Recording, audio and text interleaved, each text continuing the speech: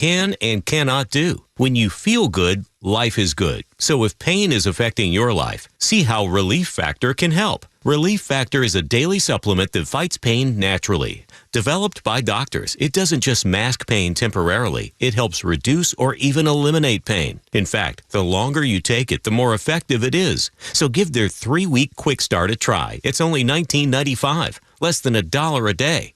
And it just takes a phone call, 1-800-4-RELIEF. That's 1-800-4-RELIEF. Wherever you're hurting, in 3 weeks or even days, Relief Factor can give you a chance to rediscover the true meaning of living better again. Visit ReliefFactor.com or call 1-800-4-RELIEF. That's 1-800-4-RELIEF. The Morning Xtra, only on Xtra 106.3. Morning, y'all. Appreciate you being here early on a Tuesday morning. Talking Los, along with our BFF and board op, producer extraordinaire, board op Goey Virgin River, the captain. I don't know how you guys got into winger and kip winger. Well, or soccer winger. Yeah. Well, so what happened was... Well, you don't really need to, dive deep into it other than just for the audience to know that these are the discussions that happen that it's so strange. It was odd. You started singing She's Only 17. I did. It's early to do that, I know. But that's Winger was a great band, man. They were very underrated, I think. That's why Beavis and Butthead would mock the one nerdy kid where he had a winger shirt. That's right. The winger kid. No, dork. The how we got there is so convoluted, it'll never make sense. So just know. Trust me, so did I. I looked up and I go, Kip Winger? I was like, what the hell are y'all talking about? Because it all started out with a Welsh accent and it ended up at Kip Winger. That's how convoluted this Tuesday morning has started on the Morning Xtra. It's a very strange show at times. It is. It can be. And we try to make it as normal and as thought-provoking and as... informative as we can. And then there's days that we just get off the rails on the crazy train and talk things that don't matter or make sense. There are days when we start referencing late 80s, early 90s glam bands. That's right. 17, and then Headed for a Heartbreak. That was another hit there. Headed for a Heartbreak. Poor JoJo. Now he's going to have to dive into Winger. Do you know any of that stuff, Joe? No, man. No, I've never even heard of Winger. Because even for the kids that like to look back and listen back on old music, Winger does not hit that radar one bit. They were the Creed of their time. If that makes, you know how it was just, they were kind of a combination of all the things that had gone before them, and they were the Nickelback or the Creed. Winger was that. That really sucks for Winger. It does, yeah. But what part of their bit was that they always had to feature hot women, which all those bands. I was gonna say, and that was part of the era. But outside of just some roaring guitars here and there and big crazy lyrics and big hair, then you had to have the scantily clad girls in the video. That's right, and that was Winger. Mm-hmm. Obviously, yeah. But I thought that was a mainstay. It was, but they were the kind of the end of it though. They were the tail end. Like Creed was the tail end of that alt rock 90s. So it was just right. Trickster was another band that was just right at the end of the hair metal, right as it transitioned. Then we got grunge. Serious. And you had people like Warrant. Yes, because we had to be able to rock and we had to be able to sing you some slow stuff. Well, yeah, so they had a hit called Down Boys. That was their first hit, and then Heaven. They had Heaven. Heaven wasn't too far away. And that was their ballad to let you know that we're taking it down a notch. You know that one, Joe? Yeah. Okay. Yeah, you sang it. Yeah. And then Cherry Pie. I mean, that was all right at the very end. Taste my cherry pie. And God rest Janie Lane's soul because he's dead. But it wasn't from Cherry Pie. No. Or maybe it was. Hard to know, to be honest, because I don't know what. Because it's a euphemism for a woman. So you don't know. What? I know, it's hard to believe, Joe. It was not about pie. Nothing to do with it, even though in the video. My sweet virgin ears. I know. Even though in the video there was a model named Bobby Brown, and the opening scene is her sitting there in this spandex and a large piece of cherry pie falling into her lap. Because we couldn't leave well enough alone. We had to actually tell people this song is not about pie. Hey, guys, in case you didn't notice. That's right. They're waving their arms. This is not what we're talking about. Don't tell your parents. It's trickery. There's a Pete Yorn song called Burrito. And as he's had to explain at times, this song is not about a burrito. It's just a nice, friendly love song about trying to hey, do you want to go grab something to eat? Yeah. Pete Yorn is so good, too. Well, that was not what they were doing with Warrant. No, they weren't. No, no explanation there. It was just swinging in the bedroom, swinging in the kitchen. Most folks don't because they're too busy complaining. That's what we'll leave it at that. But there you go. There's your lesson in late 80s glam rock and early 90s alternative. Thank you, everyone, for joining us this morning. We will we'll move. You were looking forward to politics. That's right. We were like, let's talk about Warrant and Trickster and Winger and Pete Yorn just for good measure. Let's get a little early 2000s alt rock in there too. The things that happened in the last 4 years still astonish me. That we allowed the things that were happening to happen. And I guess if you want to be truthful about it, we had no choice. They owned all the money. They owned the NGOs to get the money to all the places that they wanted to go. And I'm talking about the Democrats on the left mainly, but establishment too, they're not without blame. They were able to funnel money through USAID and places like that to NGOs that would spread the gospel. And now we know they were even paying the mainstream media outlets to spread the gospel. So they had a full onslaught marketing campaign to convince you that you should hate America, convince you that it's okay to burn cities down. All of these things were happening right under your nose. So when there's that part of me that goes, we should have fought harder, but then there's the other part of me, Los, that goes, man, there was no beating that. Until you exposed it, there was no way to beat it. This goes back a generation. This is 25 years of this stuff. And I had to kind of do the timeline in my head yesterday. I'm driving around doing my best thinking. I recognize, so we get past World War II, and you get the baby boomer generation. And as they're growing up, they're the counterculture. They're talking about the direction the country should be going. And they're doing silly stuff. And you recognize that communism is on the rise. And they kept beating their heads against the wall of dealing with America that they finally just decided, well, to hell with this, all this protesting, all this problem causing. Let's get involved in politics and eat it away from the inside. And so that's what they've done. Look at the people that are complaining about this stuff. They're typically the 70-year-old baby boomer generation that are pointing out they were able to install themselves in all areas of government and have a self-sustaining system in which they paid each other and their groups where it didn't matter who was president. It's the perfect machine. It was. And it is. You got to give them credit for being brilliant. Give them credit for us never looking into this, and every administration since 2000 looking at this and going like, well, I guess we're just spending this sort of money. I give Buddy Carter a lot of credit. He comes on and he'll talk about the government spending. You wonder how our congressmen and our senators who just saw numbers on a table and never thought to themselves, well, how deep does this thing go where we're spending crazy amounts of money? Wonder where all this money goes. You just see it as here's what goes to here. Here's what goes to here. But you never open up the hood because see what happens when you open up the hood? Yes. The rat scatter. Look at the war we're currently involved in. A political war. We're in, war within our own country. That the left used the better part of like 60 years to establish. Again, think about that. You're a baby boomer. You want communism for the United States. You're banging your head against the wall. So what do you decide to do? The long game. Let me get into politics, and eventually we'll have all the levers of government, and we'll have a self-sustaining system that pays for itself, and it doesn't matter if you have Trump or anybody else. We'll be able to deal with that and make sure we ignore them. I mean, even last week, you had a $59 million check that got written for illegals to stay in hotels. Even though Donald Trump's like, freeze all this stuff. Last week, put that in your head. He's only been president for a little over 3 weeks, and last week, they were still writing $59 million checks to house illegal immigrants in luxury hotels. I'm not talking about the Motel 6. I'm talking luxury hotels in New York City. When you say the long game, you're so right. It's almost like communism works like terrorism a little bit, especially with that long game, because it's the old saying, you got the watch, we got the time. Yes. And they played the long game well. And we just did not pay attention to it.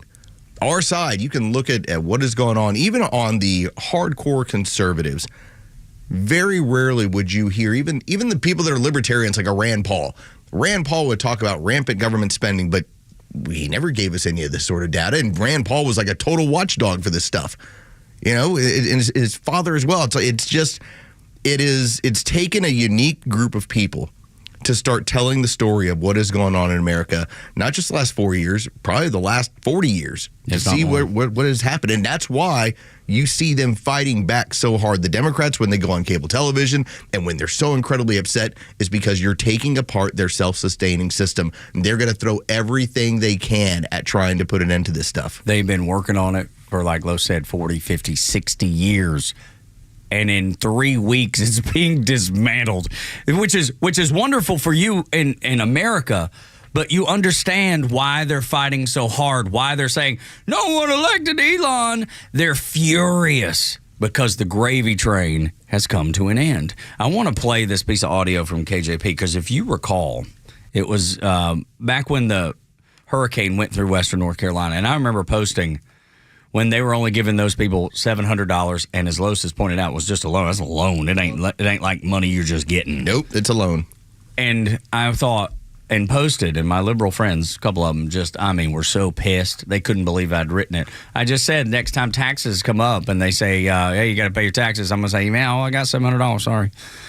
And it pissed them off so bad. One still doesn't talk to me to this day. Doesn't talk to me, doesn't interact, whatever, which is fine. It's fine. It's disappointing, but fine.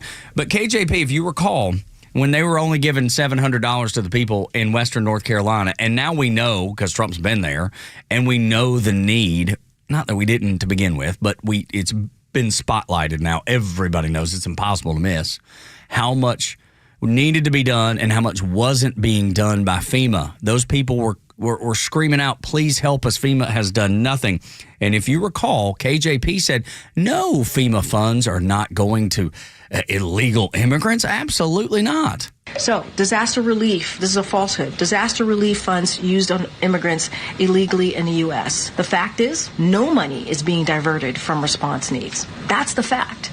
That's the fact. She lied to you, straight out lied to you. She outright lied to you because last week, Trump is in office now. Biden's not in office. Last week, there are people in FEMA that said, I don't care what the American people voted for. I know better. I am the end-all, be-all. I make these decisions. I will send $59 million of FEMA money to house illegal immigrants in luxury hotels. North Carolina has the massive flood that comes in from Helene end of September. By early October, we are now about 35 days away from an election. So what do you think KJP is going to tell you when that money, end of year, is starting to dry up because it's being used on illegals living in New York, Chicago, L.A.? And so you're in North Carolina, same thing as what was going on in Maui, saying, why is there no money? Where is it going? And FEMA's looking over at you like, hey, you're probably going to have to give us some more money because there's just been so many disasters. Here's what we've been dealing with. They lied to you in the interest of trying to secure power and win an election. That's it. That's all. But that's how nasty these people are. So when we get into this stuff, when I say we, like I'm on Team Doge. Well, but you are in Harton's mind. When we get into FEMA, man, the amount of people that are going to be so incredibly angry to see where their money's going, and it's not going to their fellow Americans to help them when they have any kind of crazy natural disaster. Hand in the cookie jar. Yep. That's what you're going to see. The fraud, waste, and abuse is going to be so incredible. You think you've seen something with USAID? I promise you've not seen anything yet. If we consider USAID, and it's a $57 billion department, that's again, 0.7% of 1% of government spending.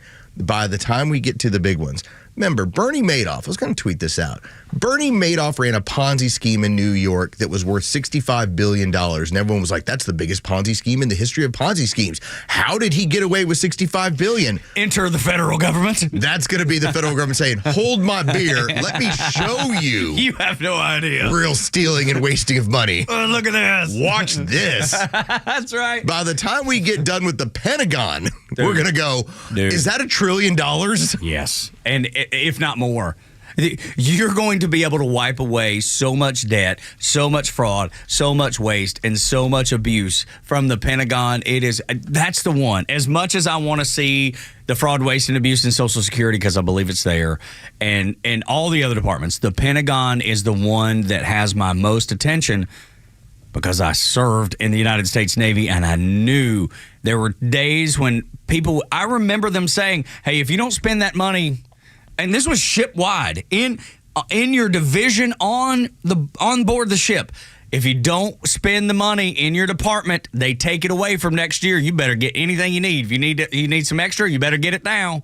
That way, they don't reduce your budget for next year. That was down to the department level on board a ship. So when you go to Q4 of 2023, that's one of the last times you can find a decent accounting for what the Pentagon had. It was $773 billion for that period. I'm telling you, Bernie Madoff ran a Ponzi scheme of $65 billion. This is going to look so tiny by the time that we really get into it. And of course, the Pentagon's going to push back extremely hard. Of course they are. I mean, you already have, according to MSNBC and CNN, well, you have higher military officials that are looking to how are we going to dodge Doge and how are we going to protect ourselves and insulate ourselves from this? Because the swamp, the people that really run Washington, consider themselves to be in forever jobs and they're forever in charge, and that presidents, doesn't matter if they're Democrat or Republican, are all temporary and they don't have the power to take away their power.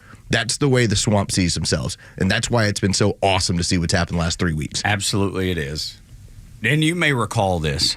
Remember the exchange between Jon Stewart and Deputy Secretary of Defense Kathleen Hicks when they were talking about the $850 billion department that they can't even use the money effectively. The $850 billion is crazy thing. And I don't agree with Jon Stewart on anything, but he's talking to the Deputy Secretary of Defense about military service members being on food stamps. And I remember this during the Clinton years, too. I've told this story so many times, so I don't want to get off track. But the thing is, I saw so many people on food stamps under Clinton when I was serving. But Jon Stewart talks to this lady about the waste and abuse. Knocks on my door and says, let's see your taxes. Let's see all of your information. I don't get to say, well, you don't understand. Sir, I'm going to have to stop you there. I know that you're concerned about this spending or what I've got or what I'm accounting for, but it's just because you don't understand the higher level of thinking that's going on in this home. So if you could go ahead and just leave us alone, we'd appreciate it. You need to move along. Sir, scurry on. Yeah, that's right. No, just never.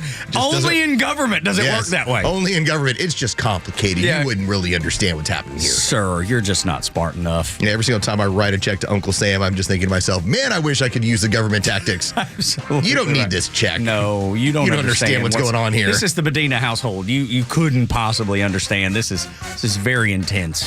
This wife and 2 kids always causing me issue. Oh my gosh, it's so funny. You just wouldn't understand it. When we come back on Extra 106.3, after being lost for 60 years, America was saved by a real-life Bruce Wayne and a kid named Big Balls. Next on the Morning Extra.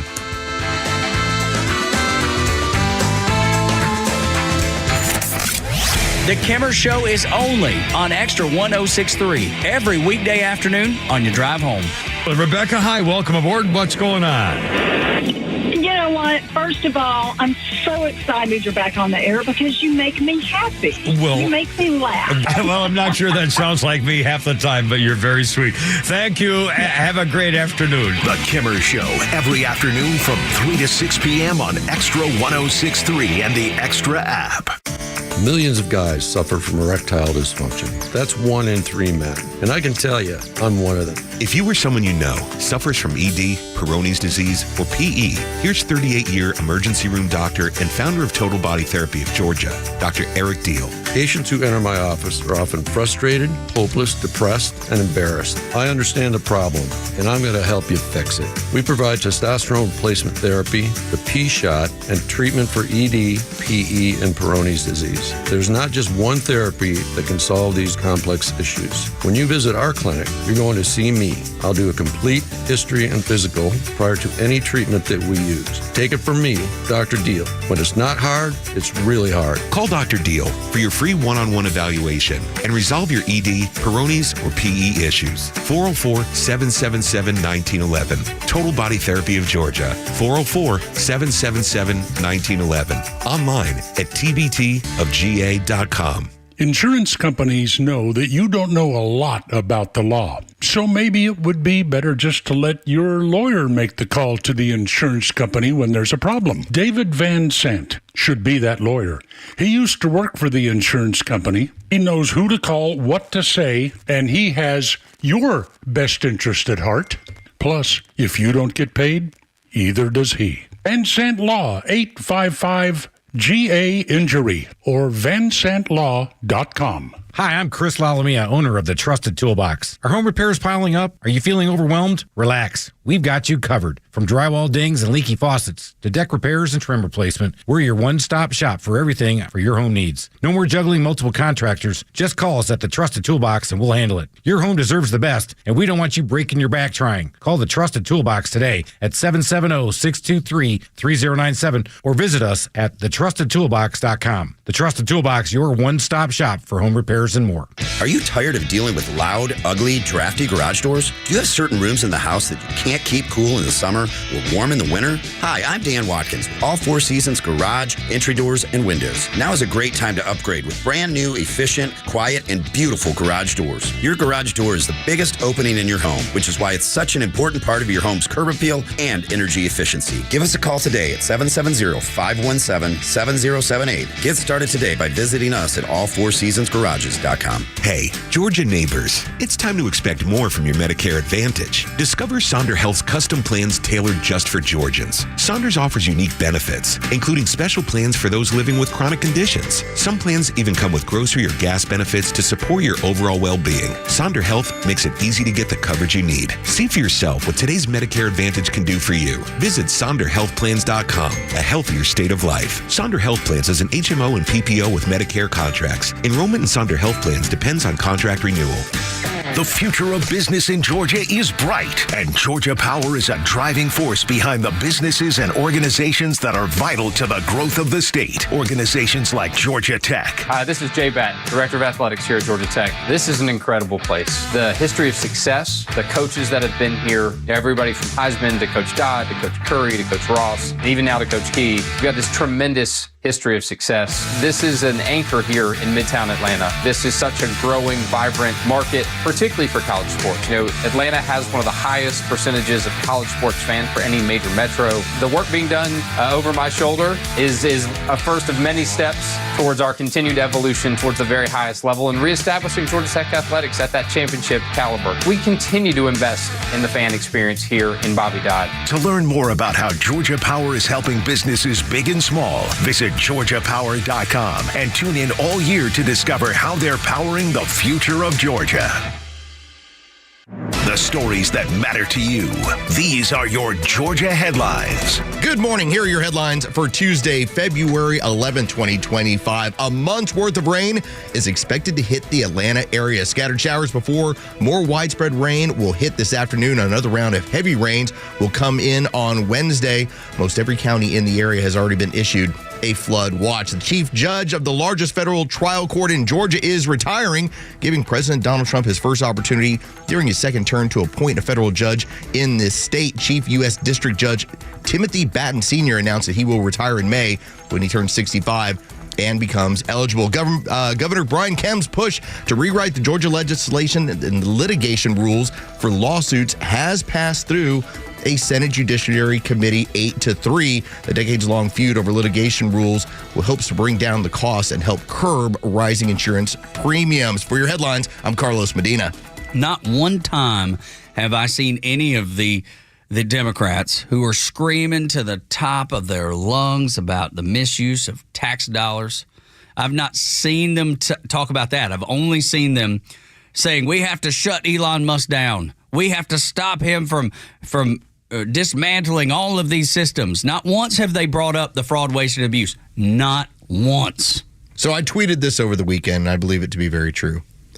I said, one of these days I'm going to look at my grandchildren and tell them, after America killed JFK and lost its way for about 60 years, we were eventually saved by an orange man, a real-life Bruce Wayne, and Big Balls, a kid named Big Balls. Right. This is where we're at. Like, this is the golden age. This is the golden era. It certainly is. When their only complaint that the Democrats have is, oh, he's not elected. It's like, do you realize how much damage you did for 4 years in this country with people that were unelected? You had a president that couldn't function. And you're just fine with it. And yet you're telling me about somebody who is actually working for the president and doing as he's been instructed? Oh, my gosh. This is great. Yes. This is fine. Donald Trump actually sat up in front of the media, and when they brought up the Time magazine cover, and he just kind of joked, yeah, Time still exists? Like, they're still out there? Right. Yeah, and then he continued, Elon's doing a great job. That's exactly right. He is. And the fact that these people are only complaining that they don't get to waste your money anymore. Yeah. That's why they're in the 20% that Los brings up. That's why Trump's on the 80% side. Just talking about people who support this. And the CBS polling backs it up. We can't have transsexual operas around the world. How could you? Or plays around the world featuring transsexuals. What? We're not spending our money on that way. I have to not have Sesame Street or some version of it in Iraq. What are the Iraqi kids going to watch? Who knows? But that's the thing. Mostly dirt. Yeah. Well, what? Hang on, what? You just stare at dirt. Yes, there's plenty of that. Or sand. There's plenty of sand out there. But it seems like there would be somebody going, they may be onto something here. All this waste. Maybe we shouldn't waste billions upon billions upon billions of dollars. Maybe, just maybe, we shouldn't waste all this. And we should admit that, you know what, they're probably doing a service. Can we have a general rule here? Because we are a company, we told the story last week, that when we had the pharmaceutical companies come to our station and say, we want y'all to endorse this product, we all said no. It's like, I wasn't going to take now. The station still took some of the pharmaceutical money. You still had some of those ads that were running, but it didn't feature any one of us over on this radio station. Not one time. The people that are complaining the most are the ones that have something to lose. So when I hear somebody in the media complaining about Doge and all their cuts, eventually I'm thinking we're going to find how that piece of television coverage, magazine, whatever, is bought and paid for by the U.S. government. There's somewhere where I firmly believe that when that reporter's complaining about it is because that reporter knows I'm going to be out of a job if we have to give back $1 billion. Well, there was maybe some sort of connection with that when they decided to put a pause on all that at USAID. And that same week, Politico was like, we're unable to make our payroll. Sorry, can't pay y'all. What? What do you mean, Politico? And all of a sudden, that story has just gone dark. I don't know how. Were they able to pay? I assume they were able to pay their reporters, but how did they do it? What was it connected at all? Maybe it wasn't connected at all. Maybe it was completely coincidental. But they were getting about $8 million from the federal government to operate. New York Times, from 2020 moving forward, as we got into the Biden administration, USAID had paid them $23 million. $23 million. Now, that may not sound like a crazy number to you. It does to me. Most of these companies are operating at like revenue of like $10 million. Mm-hmm. So you had the federal government basically handling you, propping them up, at least a year's worth of revenue. Just propping them up. 2 years worth of revenue. Goodness, it's. I know in the scheme of government, but I don't think that most Americans look at the way government operates and says, "Oh, that's efficient" or "That's okay." Because $23 million to most everyday Americans seems like a lot. The average American makes about $50,000 a year. So $23 million sounds like a whole lot to them, and it sounds like a whole lot to me. So when I hear, we were getting $23 million and giving it to the New York Times, a publication that I don't trust whatsoever, I know that they are politically biased as they can possibly be and always have been. When I see our taxpayer dollars going to them, that immediately makes me furious because I know that could be used for something good. Maybe there's something beneficial that it could be used by, or even better, it could be given back to the American taxpayer. Do you mean I get to keep more of my money? That's the premise. It's a working idea, because this is working extremely well. When I have talked about how this entire Donald Trump team, they have everything laid out. They have a battle plan. They knew exactly what they wanted to do. Are you surprised that as we start talking about this government waste, fraud, and abuse and pointing out what we are spending of your tax dollars and where it's going, that in conjunction that is going with the proposal for massive tax cuts? You want to talk about getting people on board when they go, yes, we should have massive tax cuts because you don't need my money as much as you're claiming to because look what you're spending it on. This is not accidental. This is all being done by the book. This is what happens when you give a billionaire 4 years to plan out how am I going to go about this, and you surround him with a bunch of people that are on board and that are extremely intelligent. No, Chris Murphy, the senator from Connecticut, he didn't talk about the fraud, waste, and abuse that we've documented here and that you're seeing all over social media and the evidence of that everywhere. You know what his quote was? Chris Murphy from Connecticut, the president is attempting to seize control of power for corrupt purposes, he says. The president wants to be able to decide how and where the money is spent so he can reward his political friends and punish his political enemies. This is an evisceration of democracy. And I step back and listen to him say that, going, what planet are you on right now? He must be on every drug. He must be on everything but roller skates because that dude is out there in left field and nobody agrees with him. And the polling shows it. We had the CBS poll from earlier. The 20%. That's Donald Trump's magic power right now, is that he is constantly getting people to have to argue with him, and they're in the 20%. They're not in the majority. They're not in that 80%. If I was to make the argument that we need to reduce the size of government because we are, let's say, for instance, when it comes to USAID, 14,000 employees down to 290, and I believe I can run this efficiently this way, then the only reason you're complaining about those other 13,800 and so employees is, yes, you're concerned about their jobs, but you're not concerned about the fact that it was waste. 13,000 full-time employees with benefits and everything that was a waste of government money. Give me one business that could operate. No one can operate like that. Where it's nobody. I need 4 employees, but I hired 40. It's insane. Nobody would do that. Sorry. Nobody. This radio station, this radio show. Hey, we have 4 employees on this show, but we're going to add 100 next week. What do you think? How's that going to work? It's going to fail. It's going to flop. You're going to bankrupt the company. It makes no sense. But if you have unlimited supplies of money from me and Lowe's and you listening right now, if they're stealing it from you, it's an endless supply, and they have arrestability. If you do not pay your taxes, they're going to come arrest you. I think we're going to be able to look back at this era. If this all happens the way we believe, where we're going to shutter government, we're going to get it more efficient, we're going to tighten everything up, we're going to think about how long that the entirety of government was a system of theft. That's all.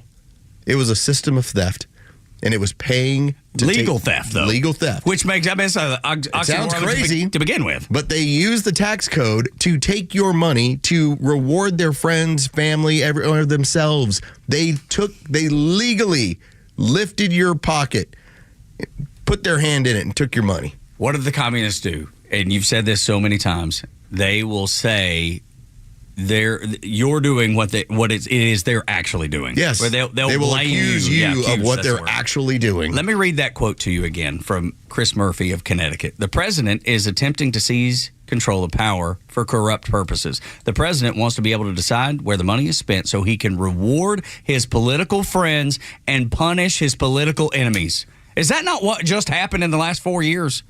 I think I sat through that. It was identical. And this dude has the courage, the big balls, if you will, to say, this is what President Trump is doing after he sat through it and supported it. It's amazing they can memory hold this stuff. And it's politics. It's what it is. You're going to suddenly act like this never happened. What you did for 4 years, you're going to pretend that you never did it. Now, that's always the hypocrisy that you're going to get on the left. That's just how it is. It doesn't even help to really point it out. You just acknowledge it's always there. As long as you're doing everything by the book, then all they can do is complain. And that's it. And you're going to win. And they will. And you're going to win. And you're going to win. Because the American people see the need to crack down on this finally. We've been asking for it. Voters have been asking for it for as long as I can remember, as long as I've been alive. I want you to think about this. Conspiracy theories of 2020, 2021. Dun, dun, dun. When we were talking about how you have this virus that escaped from a lab in Wuhan, and we were told, well, it's just a conspiracy theory. We were told about how we had a fraudulent election with drop boxes and people that were dead and all the craziness. And no. None of that. Joe Biden got 81 million votes, legitimately. 16 million more than Barack and you're Obama. Crazy if you don't believe. And you're crazy. Now understand on their side, the only thing they have as their conspiracy theory is they hacked the Treasury. Right. Well, the Treasury Secretary can get any kind of data he wants. You had to go find an Obama-era judge to tell the Treasury Secretary he's not allowed access to the Treasury's own information. How silly are we? How silly are you? At least my conspiracy theories hold water and make sense. Yours are like a wing and a prayer. Maybe they hack the Treasury so we can get rid of them. Or maybe they just access the files that they are legally allowed to. And this is going to be overturned. Mark my words, because it's such a broad brush that even the Treasury, under this judge's ruling, even the Treasury Secretary isn't allowed to access the Treasury's information because why? In their view, in this judge's ruling, he wasn't elected. This will be over with. Of course it will. So fast. Of course it will. Stephen Miller talked about this because they've been hollering about this, Lowe's. They've been hollering about Elon Musk. He's not elected. They over and over well, neither was Jill or Hunter Biden, yet they were running things for the better part of 2.5 years. President Trump's chief of staff. A crackhead. Cocaine's actually too nice. Right. Somebody, I thought about that too. And I'm sorry to derail you on this. I was just thinking that it's been 3 weeks. 3 weeks of a Donald Trump administration. I've yet to see a dude with breasts in the White House. I've yet to see having a man having sex somewhere in the Senate. Mm-hmm. There's not been any of that. I've yet to see... And they're moving fast. So, I mean, you think if they were going to get it done, they could get it done in 3 weeks. I've yet to see cocaine found in the White House. Like, when are we going to pick this thing up, man? Seriously, man. We got to get things going. I haven't seen a man with implants on the White House lawn in years. And well, let's pick things up a bit. Stephen Miller, who is the chief of staff for President Trump, talking about unelected because the Democrats keep yelling about Elon Musk. He's unelected. The Democrat use of the term unelected is really quite remarkable here. Donald Trump was elected in an overwhelming landslide. These are Donald Trump staffers. In the sense, like saying that Mike Walls, the national security advisor, is unelected, or Susie Wiles, the chief of staff, is unelected, or Donald Trump's communications team is unelected. This is presidential staff that serves at the pleasure and for the president, just as I do. I am a staffer for the president of the United States. He is elected. He is the one the American people have chosen to implement his agenda. This is the agenda the American people voted for, that he is asking his staff, his subordinates, his employees to implement. The unelected power in this country is the rogue bureaucracy. USAID is unelected. The FBI that persecuted President Trump for 8 years is unelected. The CIA and those who have laundered intelligence to try to change the foreign policy of the United States are unelected. There you go. He's laying it out for you. Look at all the unelected people that the Democrats never had any issue with whatsoever. You start taking away their ability to waste your money, and then all of a sudden it matters who's elected and who's not. This is their only way of fighting this, is to say that, well, they're unelected. That's it. All right, well, when the FBI gets their pink slips as well, and by the way, they are the Gestapo of the left. Yes, they are. They are the Cheka. As those people are getting fired all in the next couple of weeks, you know what you'll be able to say? Yeah, about leaking the immigration plans and what ICE is doing, because that was what the story was in the last 48 hours, that the reason why people knew about stuff going in Colorado is that the FBI leaked it in L.A. FBI's leaking about where ICE is going next. You're going to be able to just say, all of y'all's is gone. We're going to fix that problem. We're going to fix that issue. You should dismantle it entirely. But being that you can't, and Kash Patel has to run something. Yeah. Okay. Although, Linda McMahon, she's being elected to run the Department of Education, which they are vowing to shut down. So maybe Elon fingers said crossed. as of yesterday that it doesn't exist. So I'm like, okay. Fingers crossed, maybe the FBI be next. I mean, I hope so anyway. That's what we voted for. When we come back on Xtra 106.3, Trump is quickly losing his patience with Hamas and has set a deadline. 6 o'clock hours brought to you by Subaru of Gwinnett. The latest sports news, powered by 680 The Fan and driven to extra listeners by RBM of Atlanta in Sandy Springs, Atlanta's Mercedes-Benz connection since 1964.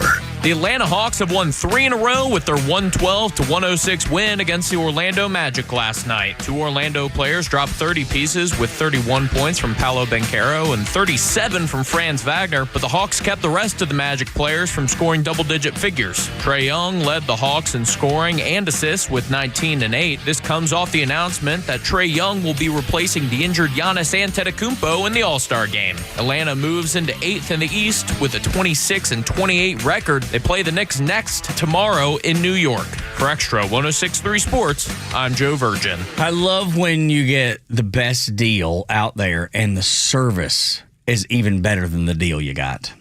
That's the way it works at Southern Exteriors. Windows and doors, high-quality window installation and replacement services for homeowners wanting to improve the appearance of their home with windows and doors and the energy efficiency. And, of course, your value goes up when you do stuff like that. New gutters, roofing, best roofing company, offering top-notch metal roofing services for residential and commercial, or just a regular old plain old roof if it's not. They offer siding. They can completely change the siding. Or they can repair it. Like if it's just has some places that needs to be just repaired. Everything else is good. Just a couple places that need to be taken care of. They can do that. They do millworks, which is like building you a deck or screening in a porch. They can create that perfect outdoor living space for your home, again, adding to the value. Now, here's the good part. How much it's going to cost you. They will give you 10% off any and all services, whatever you decide to do, as big or as maybe it's just one thing that you decide to do at a time, which is fine. They'll give you 10% off that, or you can even go with 12 months at 0% financing. So not only is the work going to be incredible, it'll even be better than the deal, but you get a deal too at Southern Exteriors. Their website, southernexteriors.co, or you can call them at 877-9-SOUTHERN. Military veterans are eager to transfer their skills and experiences to civilian life, but lack trusted connections to expedite their path to success. The civilian world can be confusing, and veterans do not need to journey through it alone. When you reach out to the Warrior Alliance, we will guide you to the best-in-class resources that can lead you toward renewed purpose after serving our nation. Find out why thousands of warriors have found success after service after engaging with the Warrior Alliance. For assistance, go to thewarrioralliance.org or call 404-210-1776. Have you considered securing your family's future, protecting your hard-earned assets, navigating complex legal matters with ease? Nelson Elder Care Law is here to guide and empower you and your loved ones. As a family-owned and family-focused business, our mission is to exceed your expectations, offering absolute assurance and peace of mind. With our trademarked Absolute Protection Trust and expertise in customized estate planning, Medicaid crisis solutions, probate administration, guardianship, and conservatorship, Nelson Elder Care Law protects what matters most to you. Imagine a team dedicated to safeguarding your legacy every step of the way. Our flat fees ensure transparency, and our customized plans prioritize your family's specific needs. Are you worried about protecting your family and your legacy after you're gone? Let us help you ensure you're absolutely protected from whatever curveballs life may throw your way.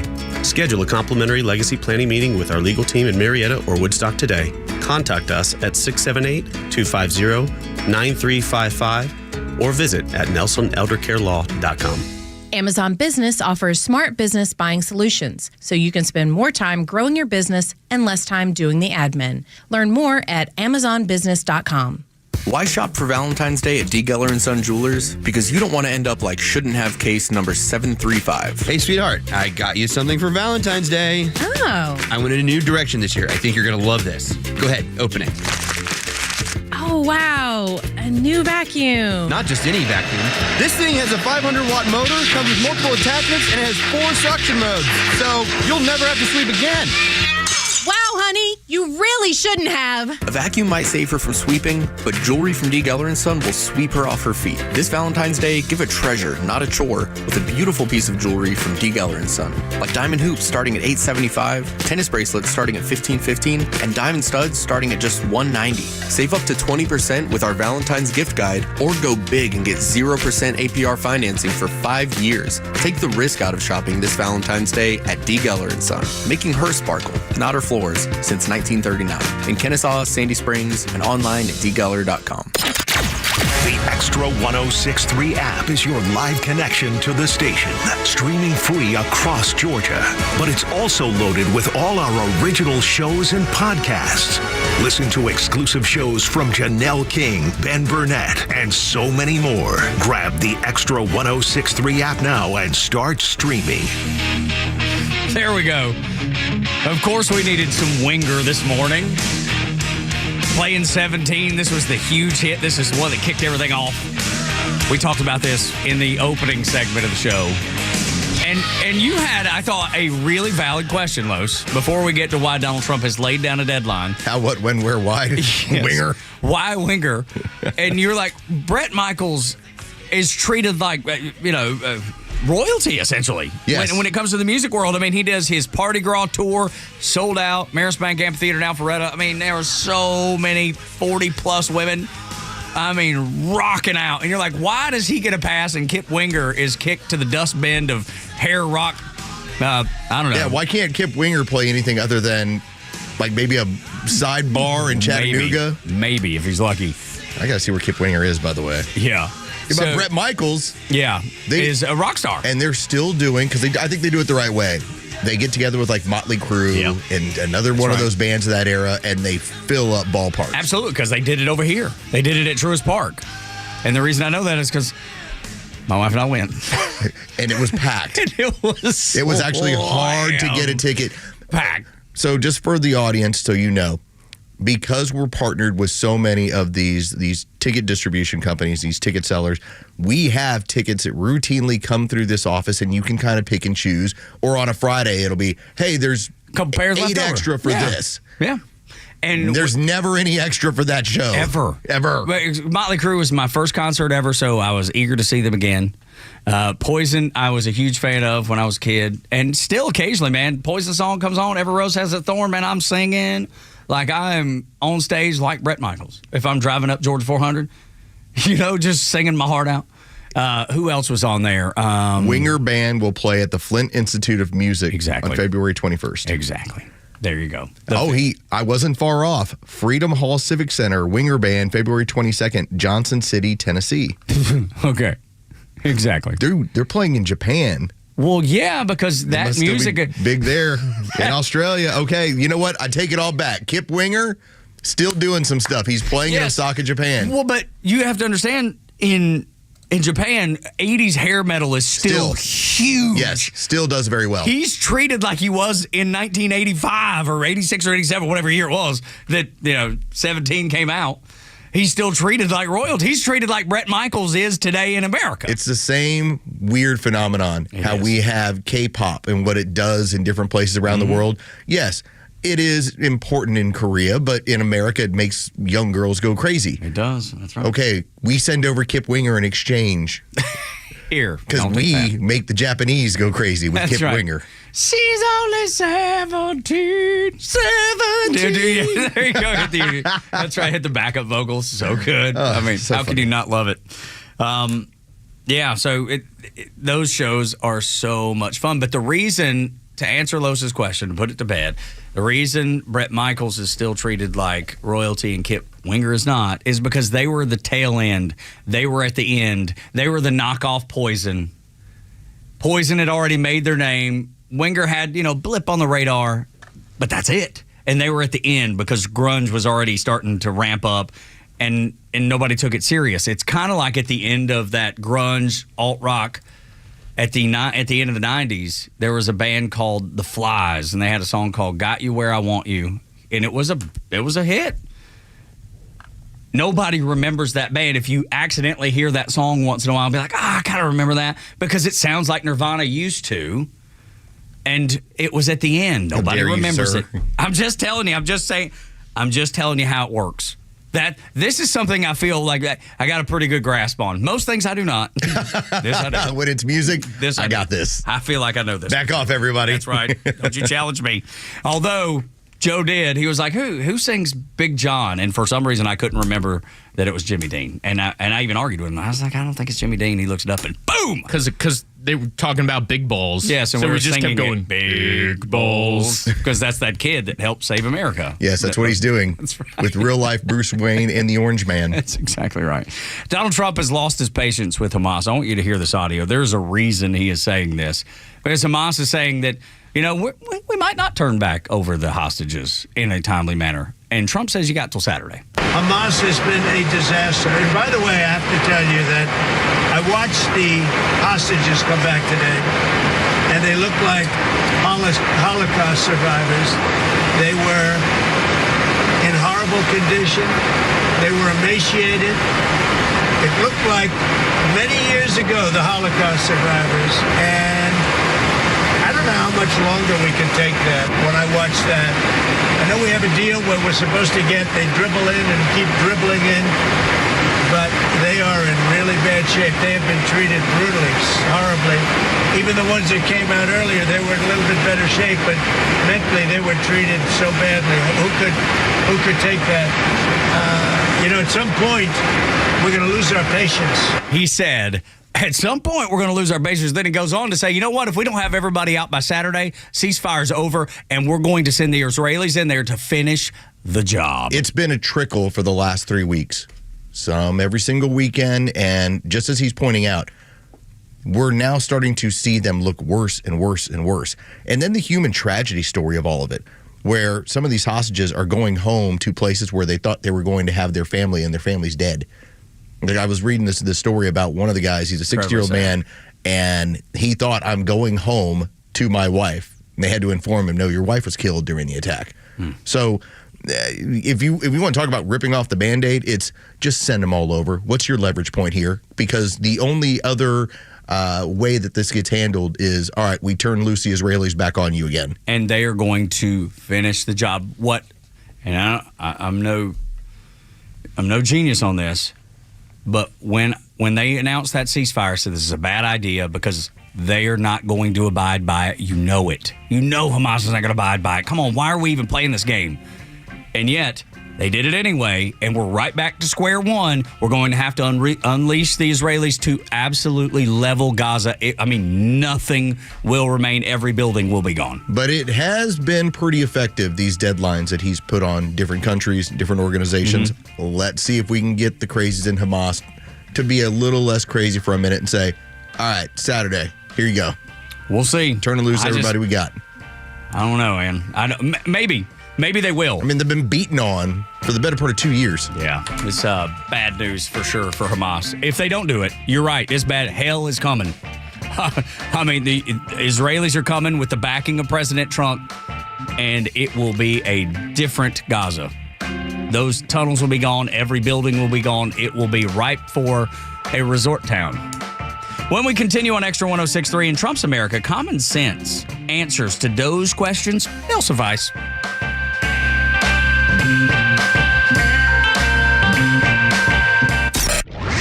Hey, it's Tug. The Morning Extra has you covered from 6 to 10, and Kimmer's got you on the ride home. By the way, for the record, screw the TikTok.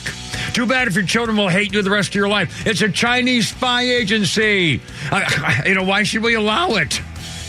Duh. My God. I mean, isn't it that simple, really? Even the Chinese will not allow the TikTok app in China. All right, let me say that again. The Communist Chinese Party will not allow TikTok in China. Balance the scales here. What's worse? The Chinese military owning and operating that and spying on us by using it, or demonic American popular culture being sent over to China. Yeah. Oh my God. Well, let's see. I can't decide. I just can't decide.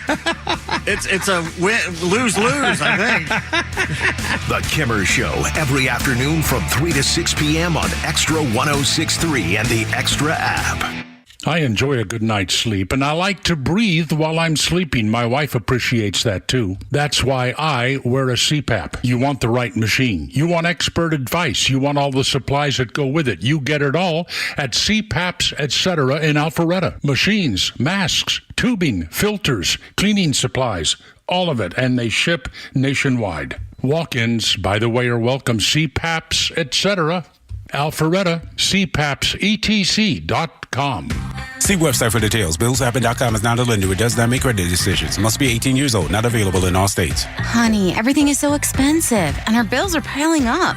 You're telling me credit cards are maxed out, rent is due, and the car payment's right around the corner? We need some extra cash. We should do what my friend from work did. She went to BillsHappen.com and got the money she needed the next day.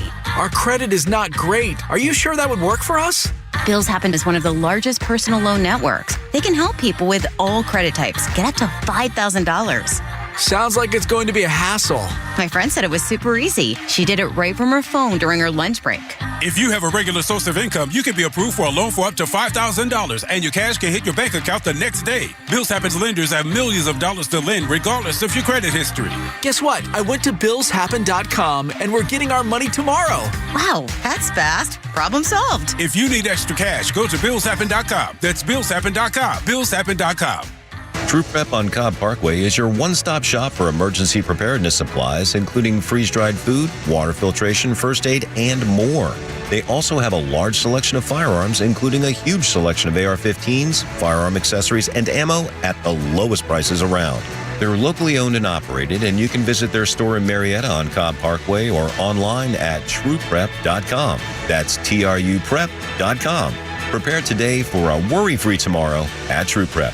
I'm Chad Pergram with the Speaker's Lobby. House conservatives railed against former House Speaker Nancy Pelosi when she allowed lawmakers to vote by proxy and not show up in person during the pandemic. Now, one conservative is pushing for proxy voting, but only for a certain set of lawmakers. GOP Florida Representative Anna Paulina Luna wants the House to allow new mothers to vote remotely for 6 weeks after they are recovering from birth. Luna teamed up with House Minority Leader Hakeem Jeffries on a measure that would give even more flexibility to new parents, a full 12 weeks for remote voting for mothers as well as fathers. This new push for remote voting reflects a younger generation of members of Congress eager to modernize the institution, as well as the intense pressure on every House member to be physically present at a time where every vote matters. But this could also impact lawmakers who can't be in Washington due to the birth of a child, illness, chemotherapy, the death of a spouse, you name it. House Speaker Mike Johnson says the practice of proxy voting, even for new moms unable to travel, is, quote, unconstitutional.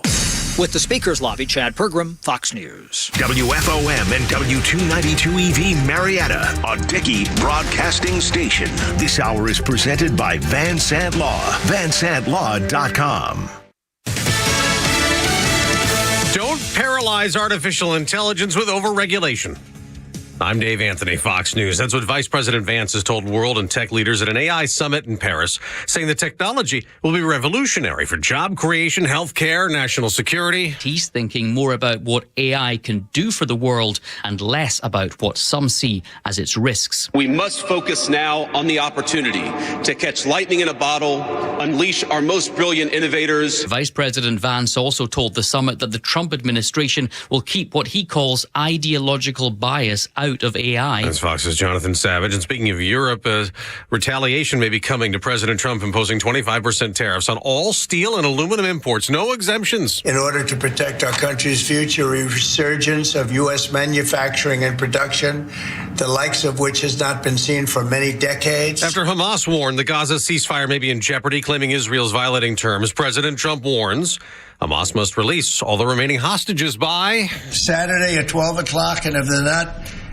If they're not here, all hell is going to break out. The president says he's speaking only for himself, saying it's up to Israel to decide how to respond to any delay in a hostage release. President Trump also says he does not believe Palestinians should return to Gaza as part of his plan for a U.S. takeover of the war-torn territory. Fox's Jared Halpern of the White House. A federal judge has delayed indefinitely a deadline for federal workers while considering a legal challenge to the Trump offer for them to resign and be paid through September. Tulsi Gabbard's cleared another hurdle as the Director of National Intelligence nominee, a procedural vote in the Senate despite no Democratic support. Some lawmakers have been outraged over her past support for government leaker Edward Snowden. She once pushed for charges against Snowden to be dropped even after he leaked classified data about a mass surveillance program to the media. That's Fox's Mark Meredith. A full Senate confirmation vote may come tomorrow. America's listening to Fox News. When you hear the term living better, what do you think about? More money? A bigger house? Maybe a yacht? What about how you feel physically? How you wake up each day? How you sleep? What activities you can and cannot do? When you feel good, life is good. So if pain is affecting your life, see how Relief Factor can help. Relief Factor is a daily supplement that fights pain naturally. Developed by doctors, it doesn't just mask pain temporarily. It helps reduce or even eliminate pain. In fact, the longer you take it, the more effective it is. So give their 3-week quick start a try. It's only $19.95, less than $1 a day. And it just takes a phone call, 1-800-4-RELIEF. That's 1-800-4-RELIEF. Wherever you're hurting, in 3 weeks or even days, Relief Factor can give you a chance to rediscover the true meaning of living better again. Visit ReliefFactor.com or call 1-800-4-RELIEF. That's 1-800-4-RELIEF. If the left made any sense, they would be right. Listen to Extra 106.3. For the last 4 years, definitely, but really for the last, 20 years in America, common sense was frowned upon. Well, that's what the lower class thinks. That's what the working class, that's how they think. They're not advanced like us. They don't think like us. Well, they didn't understand how the bread was being made. That's right. So while we're busy talking about common sense, they're busy going, you don't have any idea what you're talking about? Get out of here. And I love the fact that Elon Musk, he gave such a common sense answer about Doge. I want you to hear it because you're going to be like, yep, that's exactly right. That's exactly how I feel about this. Well, let's also remind the audience and just remind everyone in general, you have had a news media that has very little options on how to deal with this. It's an 80-20 issue. It's completely on our side. So all they're trying to do is make it convoluted by saying, well, we're going to end cancer research on children. We're not going to be able to get HIV treatment over to people in Africa. They're trying to come up with all these reasons as to why they should have their piggy bank back. Not only that, foreign influence, right? Yes. In countries like Cambodia and places around the world where they say, well, we need to make sure that we have influence there because if we don't, the Russians and the Chinese and whomever else will flood that place and take advantage of the United States' standing. And it's been happening anyway. We're losing with influence anyway. We're sending them billions of dollars, and it doesn't matter. The influence has not turned our way. Meanwhile, we also pay NGOs to then flood our country with illegals. Oh, my gosh, that's right. I mean, this is not all sunshine and rainbows. This is a detriment to American society, but this is what they were doing. So when Elon breaks his stuff down, that's the backdrop of it. It makes perfect sense, and that's why the left will hate it. The amount of waste that happens with the federal government is really staggering. It's a staggering amount of waste of taxpayer money. For any given expenditure, we have to say, well, what does this do for the citizens of America? Like, how is this good for the people of America? It's their money. For some weird reason, a lot of people in the sort of state or whatever, the politicians, they seem to forget that the money being spent is your money, and if it's not being spent in a way that is beneficial to the American people, it's a misuse of the funds. I mean, there's a lot of money that's being spent where sort of illegals are getting more benefits than citizens, and like, what the heck is that? That doesn't make any sense. Of course it doesn't. Of course, you couldn't have laid it out in a more plain speak, more common sense way than Elon Musk did right there. And it doesn't matter because you're still going to have those Democrats they're still going to be standing in front of the Treasury going, Elon Musk is not elected. You're right. No one said he's elected. We're just saying he's a great advisor to the president doing exactly what the American people voted for. That the chief executive is allowed to do under the Constitution. His powers are allowed to do all of this work.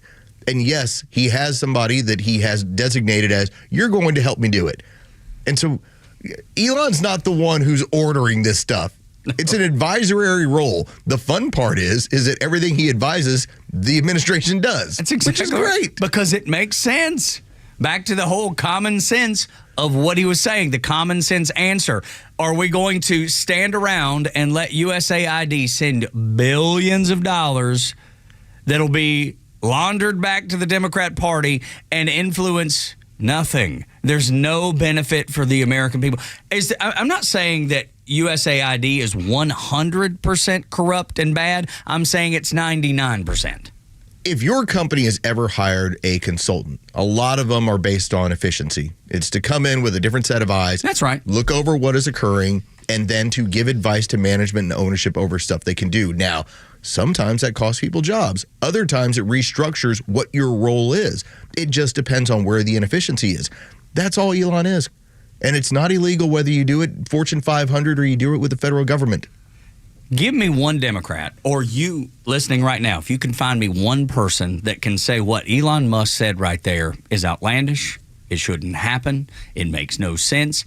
404-741-1230. Now, you may even give me the story of a friend who you've argued with, and this is their point of view. I'll even take that, because I've not seen any person argue why we shouldn't be doing it. Are they screaming that they don't want it to end? Yes.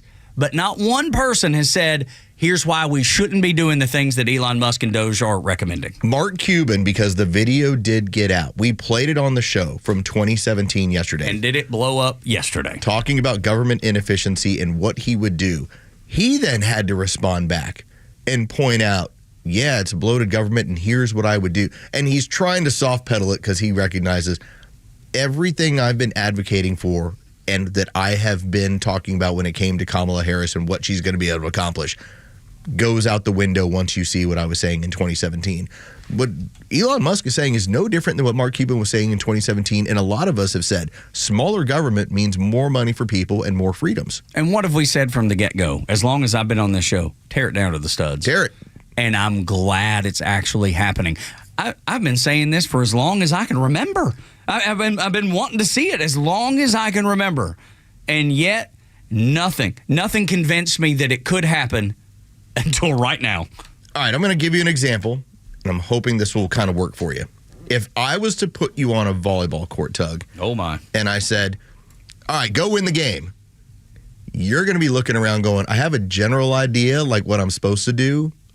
What do you mean, where am I supposed to stand? Yeah, what do you mean, what I'm allowed to do? I don't know the rules. Right.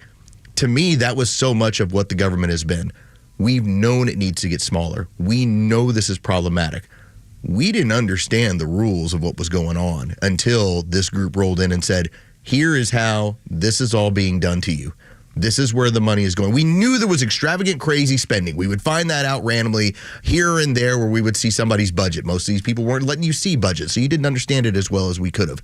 Now that we know how all the corruption occurs, now it's when we get a chance to tear it down to the studs. Yeah. Now it's when we start canceling these contracts. I feel like I knew the depths of it, or the how big it was. I knew how bad the fraud, waste, and abuse was. I feel like I knew that.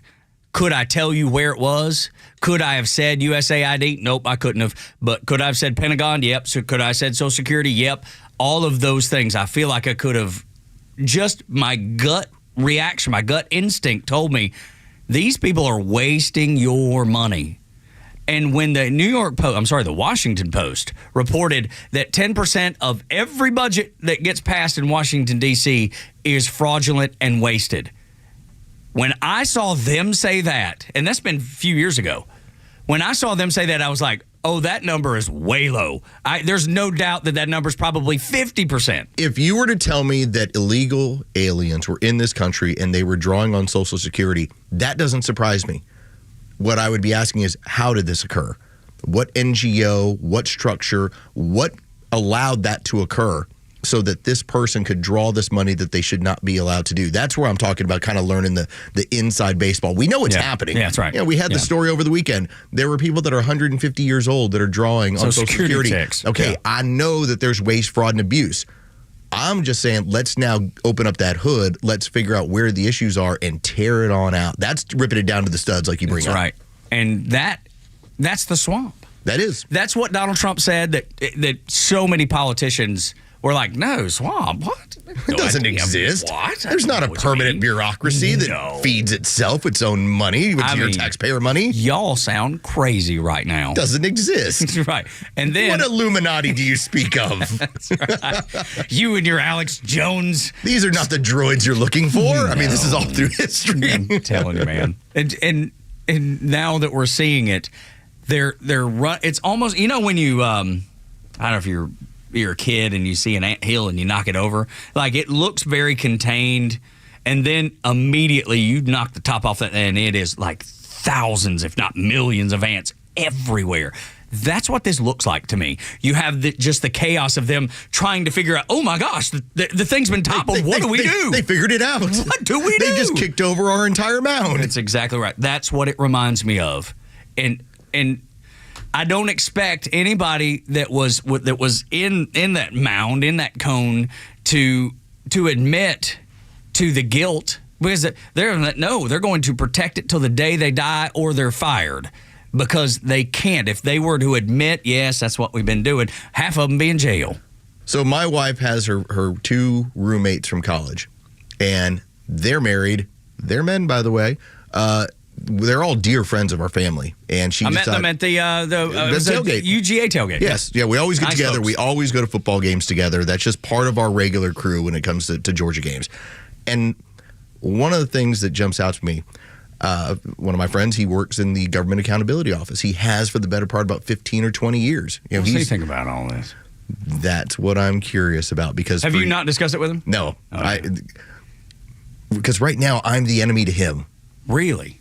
Not like in a hatred sort of way, but politically, yeah, I know. I'm the one who's pushing for people and electing people that threaten the very job he has, because shouldn't the GAO be finding this stuff long before? Now, he talks about it all the time, too. Their job is to score legislation. They don't get to look at a lot of these other things. It is, here's the legislation, here's what the administration or whoever's putting it forth says it's going to cost. They score it, and then they send it back to Congress. That's their job. But if you do have a GAO, shouldn't they be finding some of this other stuff? Or at least saying, hey, why don't we take an extra look? Why don't we make sure that there's not something that we don't know about that is taking and distributing this money in a way that we wouldn't approve of? He also does the 3 to 4 day work week, which is when Of course. How long have I been talking about that on this air? Hey, as long as you've been on the show, yeah. Talking about here's what these... Even prior to, when you were just calling in. Here's what these employees are able to do. So now, as of yesterday, they all have to be back at work. How pissed are they? I just rub my hands together. I'd rather not kick over the anthill. I'm just going to leave that one alone. But no, it's just but the idea that you have to now show up to work and you have to be accountable, and now we know where the money's going. I equate. Listen to what you're saying. I know. I equate this to surgery. I really do. I'm looking at the entirety of the body and going, what do we need? What do we not need in this thing? And it should be surgical. The fact that your friends and they were very nice, such nice guys, yes. Such nice folks. The fact that we're even having this conversation about their job and what they do for a living tells you in what bad shape we're in. The fact that we have to fight for people to go back to work to do the job that they're paid to do is completely ludicrous, completely ridiculous, and it doesn't work in any other place except a completely bankrupt and fraudulent government.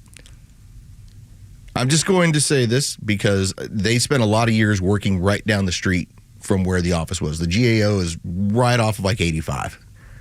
They then moved to Athens because you had flexibility. You didn't have to go into the office very often. Oh, you're talking about, I got them personally, not the, okay, got it. And so when you heard the argument that was being made of, look how many people who have Washington, D.C. jobs, but they don't live anywhere near here. Now they're going to have to commute. Now it's going to be a problem. It's like, now you have the issue the rest of us in America have. Yeah. You know, I'm sorry, I can't live I guess I could live in Athens and do this job, but it'd be very problematic to drive an hour and a half each way every single day. Because logic and common sense would tell you probably need to live relatively close to where you work. If I wanted to live in Valdosta and do this job, that's going to be a bit of an issue. It's a challenge. It's going to be a challenge. But so now the rest of them have to deal with the reality of work. Here's what it looks like. So thank you to Elon and to the rest of the Doge boys. Like, I try not to say, man, that's dumb. But that's dumb. But when it's been allowed, and this is I know. This is You've why the fight them. is.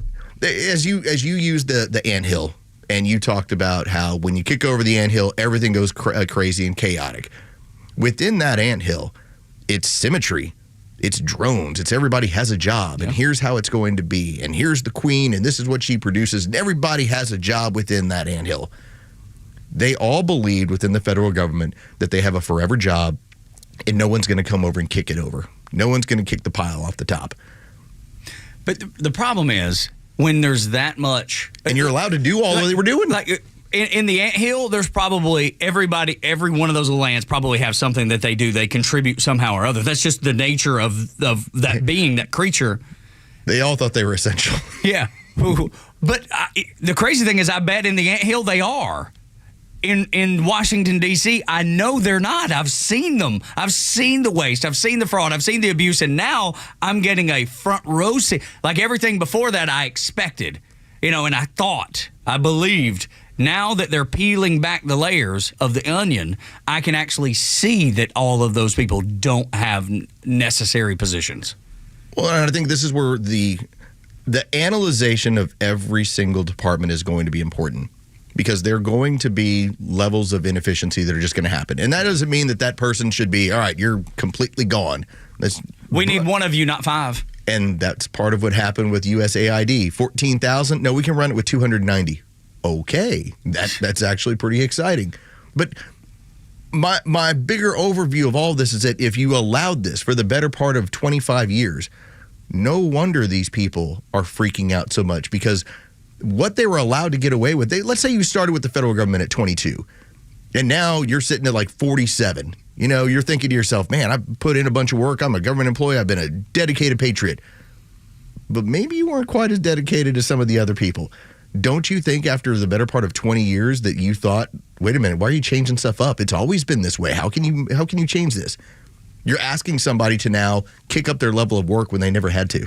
And be like, I like it, but that's what it is. Imagine that's why they're fighting back so hard. I know, but if they hired 5 of Board Op Joe Virgin River, if they hired 5 of them, and then the consultant comes in and he was like, hey, what?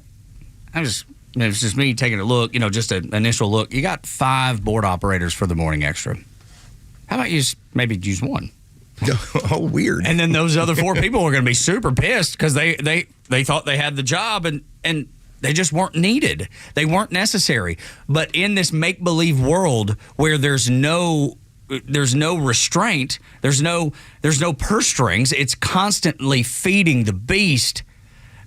Our tax dollars paid for those extra 4 Joe Virgin Rivers when they weren't needed.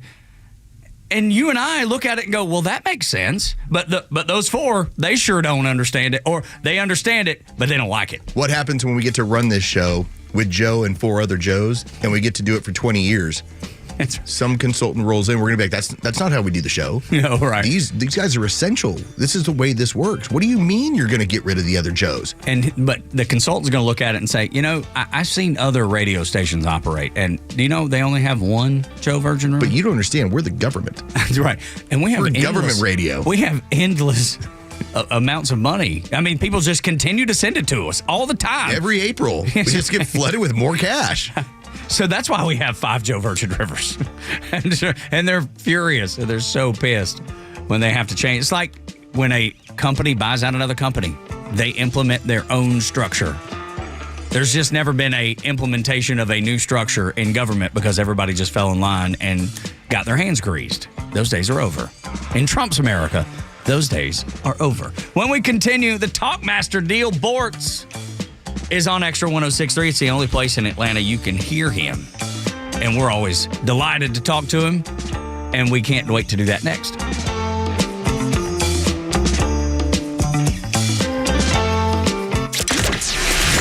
latest breaking news to the conservative voices you know and trust. Your best new follow on social media is Extra 1063.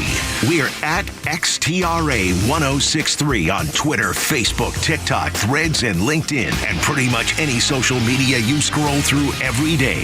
And we drop exclusive giveaways, new daily content, and the latest breaking news from Georgia and across this great nation. Interact with your favorite Extra personalities. Get the latest on our live events and so much more. Follow at Extra 1063 across all your social media and keep up with Atlanta's only conservative voice.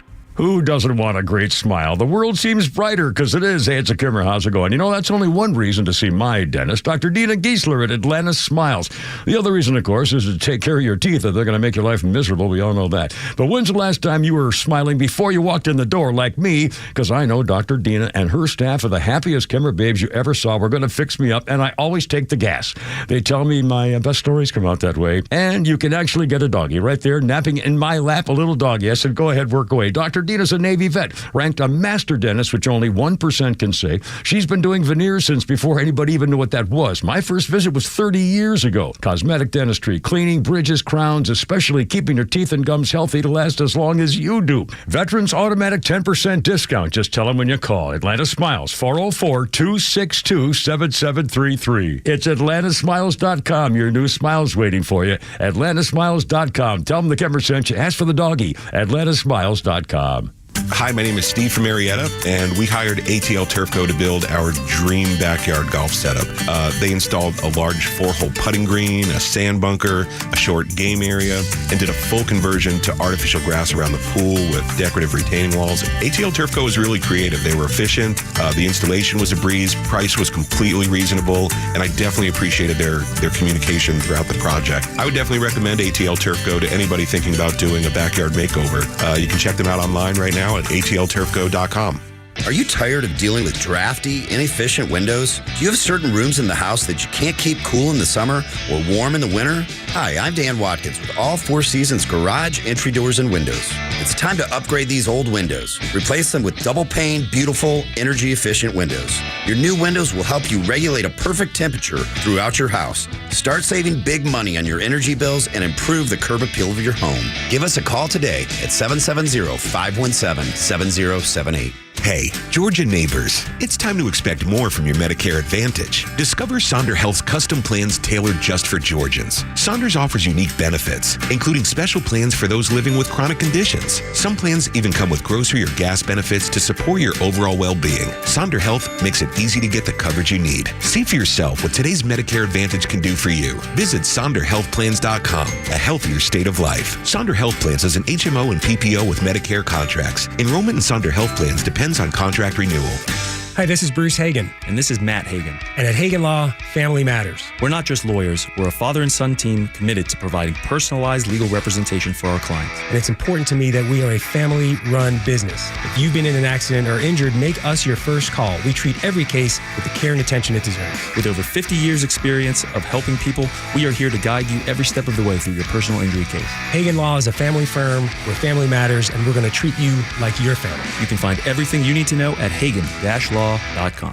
The stories that matter to you. These are your Georgia headlines. Good morning. Here are your headlines for Tuesday, February 11, 2025. A month's worth of rain is expected to hit the Atlanta area. Scattered showers before more widespread rain will hit this afternoon. Another round of heavy rains will come in on Wednesday. Most every county in the area has already been issued a flood watch. The chief judge of the largest federal trial court in Georgia is retiring, giving President Donald Trump his first opportunity during his second term to appoint a federal judge in this state. Chief U.S. District Judge Timothy Batten Sr. announced that he will retire in May when he turns 65 and becomes eligible. Governor Brian Kemp's push to rewrite the Georgia legislation litigation rules for lawsuits has passed through a Senate Judiciary Committee 8-3. A decades-long feud over litigation rules will help to bring down the costs and help curb rising insurance premiums. For your headlines, I'm Carlos Medina. Oh, yeah. It's time. It is time for the Talkmaster, Neil Bortz. Singing along. Oh, yeah. Joining us on the Morning Extra. Neil, how are you, pal? You know that song, something about Teen Spirit. What's the name of that? Smells like Teen Spirit, Nirvana. Yeah. And remember now, all of these tapes and all of the stuff I did over there at what is now Apollo Radio, I can't get my hands on. You know, really? They just want. I mean, can I have a tape of the last hour of my last show? No. And they're just complete jerks. But anyway, they did something. Somebody did something for me one time, to the tune of sounds like or whatever, smells like Teen Spirit. I'm listening to the radio.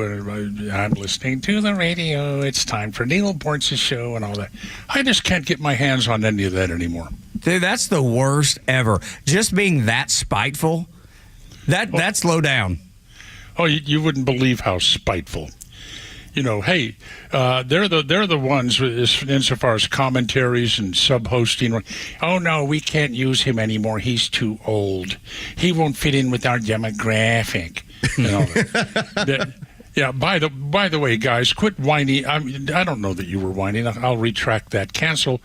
But this thing about having to live close to where you work, you don't want to drive in from Athens. I was 570 miles from where I worked. During the last 10 years of my tenure. Right, but the entire company wasn't. Like, there was some sort of structure. I mean, there's somebody that had to be at the radio station while you were working there to make sure that things operated correctly. You guys have such a big entourage. I had Belinda. What are you talking about? We got JoJo. We got Joe Virgin River. That's it. I mean, he's a great entourage. So just like Belinda was a great entourage, but we're kind of in the same boat, Neil. He's sort of like you guys got to get him laid. Well, Cassandra's working on that. He's got like a 4-month-long relationship going.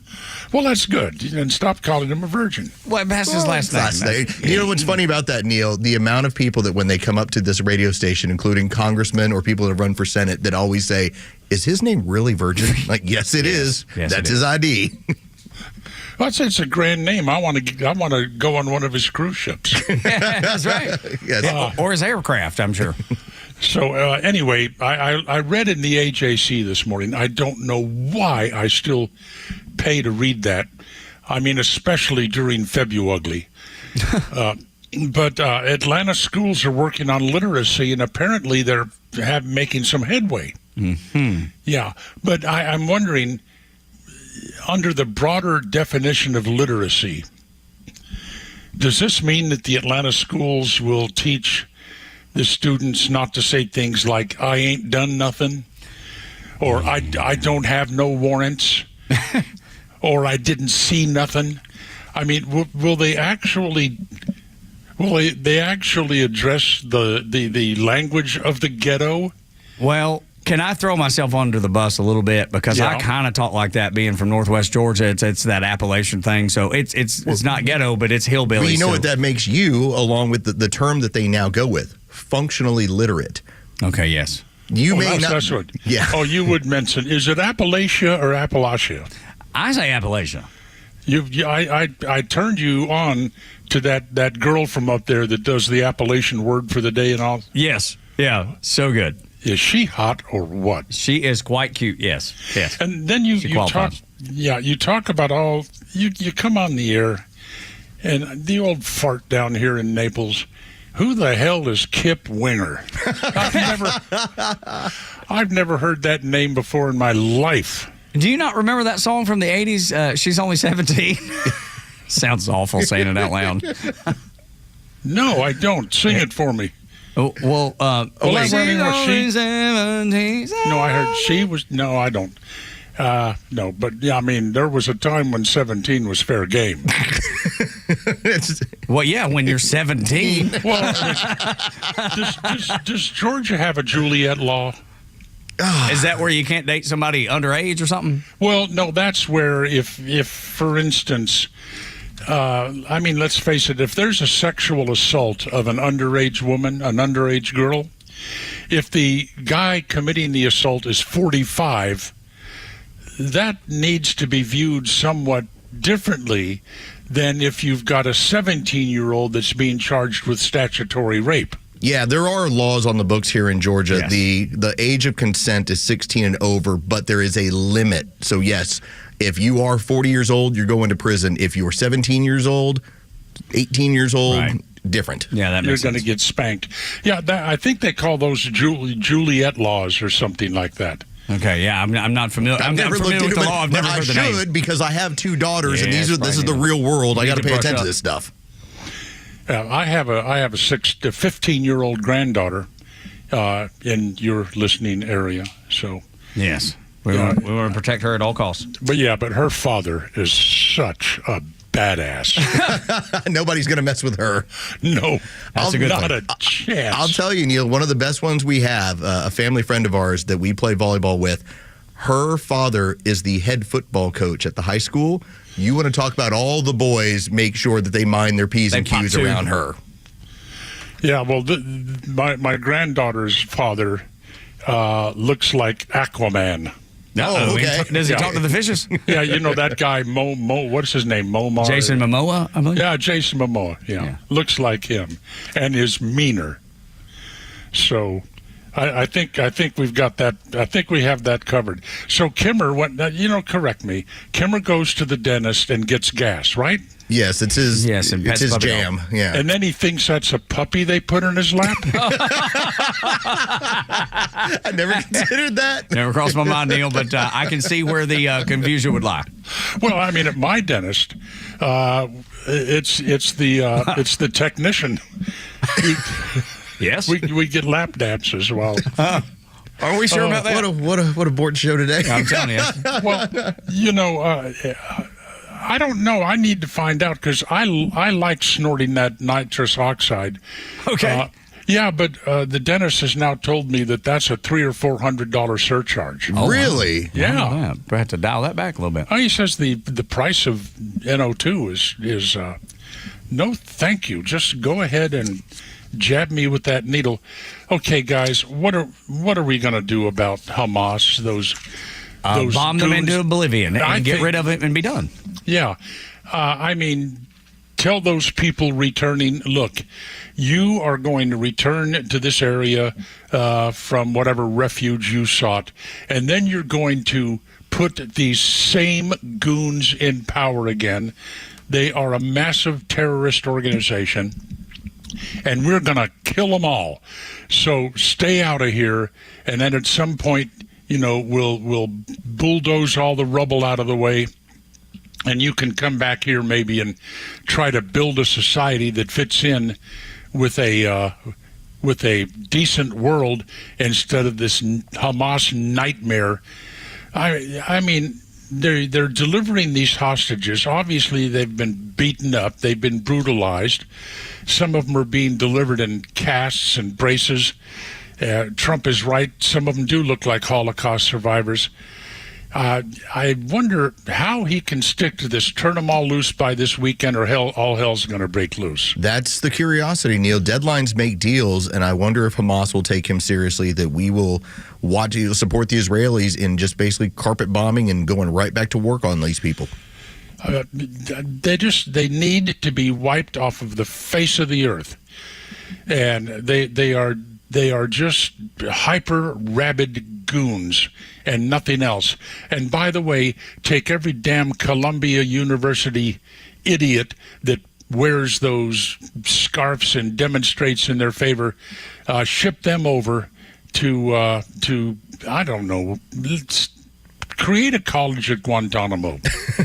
Well, we already have a number of judges that are trying to tell you can't send people over to Guantanamo. Well, everywhere you look, there's a judge. The Democrats, God bless those idiots. They have not, correct me if I'm wrong, because let's face it, you people keep up with the news more than I do. Once I push this little disconnect button here, what's the rest of my day going to be? Gummies. Huh? Gummies. Gummies? Yes, gummies and golf. Gummies and golf, I hope. Well, I may go to the driving range. Okay. Because I actually hit the green on the last 3 holes, the last round I played. That'll do it. Yeah. So I may go to the driving range. But the main thing is whatever Donna wants to do.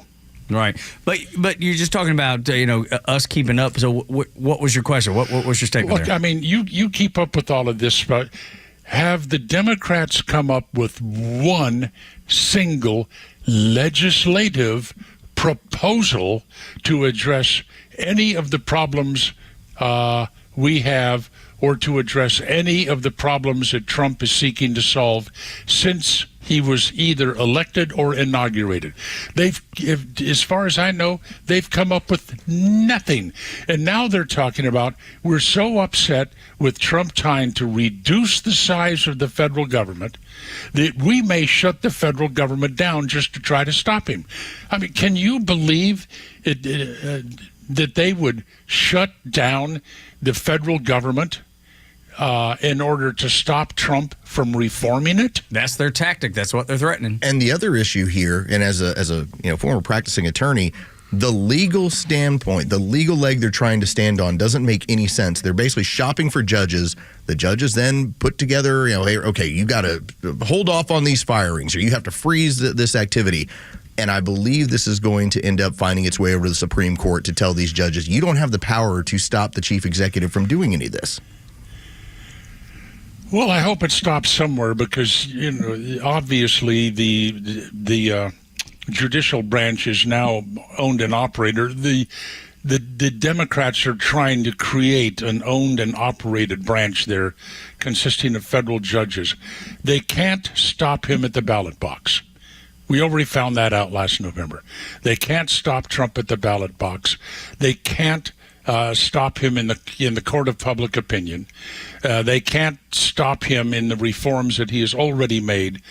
The only thing they can do is, as you say, go find some activist judge that can put a temporary roadblock in his way, and to slow him down. I mean, this Maxine Waters hag, who, how much did she give her daughter? How much has her daughter earned working on her campaign? Millions of dollars. Yeah. $3 million. Yeah. And she's also the one that the last time when Trump 1.0, she's telling people to get to the streets, and basically telling them to get to the streets and be violent in response to Trump's first election. Then she shows up with her cadre of fools at the Department of Education, and is demanding. What was she going to do when she got in there? A sit-in the secretary's office? It was so much better to watch her just have to stand outside with one person standing at the door, just saying, "No, you can't get it." But we're in Congress. Doesn't matter. You're not getting Doors in. are locked. Doors are locked. Come back another day. we're in Congress. Isn't it something that? Okay, you've got Ilhan Omar and you've got Ocasio-Cortez. Sure, that's Minnesota, New York. But most of the truly crazy, demented Democrats come out of California. Oh, without a doubt. I mean, that's where they are. And you know what's crazy, though, Neil, is you talk about shut down the government. Was it back in December that it was irresponsible We needed to a shut down the government? CR in order to make sure. We had to make sure. We can't shut down the government. And now all of a sudden, we can't stop Trump. Well, so we're going to shut it down. And I hope during the shutdown he shrinks the government that much more, because he goes, well, we can do this without you. We can do that without you. I hope he finds a way to, diminish the government's size even more and beats them at their own game. Well, I keep going back to our founders. I was going to embark on a project one time about 20 years ago. My project right now is that I still have some artwork to hang after the renovation here. Okay. That's right. Yeah, that's my project. My project then was going to be to take the Federalist Papers and rewrite them or translate them into language that could be understood by Gen Zers or baby, the whatever generation it is that these. We'll have Gen Z, then Gen Alpha. Gen Alpha. Oh boy! But somebody please take the Federalist Papers and rewrite them. Just in plain language so people understand. Well, just as Neil's saying, so much of the Federalist Papers, you're talking about letters going back and forth, Sure. and the language of the time does not make it clear some of the intentions that the Founding Fathers had. Hillsdale College does a great Federalist, and it's free. You can take the classes. through Hillsdale online, and they have a whole class on the Federalist Papers that I recommend anybody goes and reads. You read, you go to the average college student. What are the Federalist Papers? Yeah, I may not know.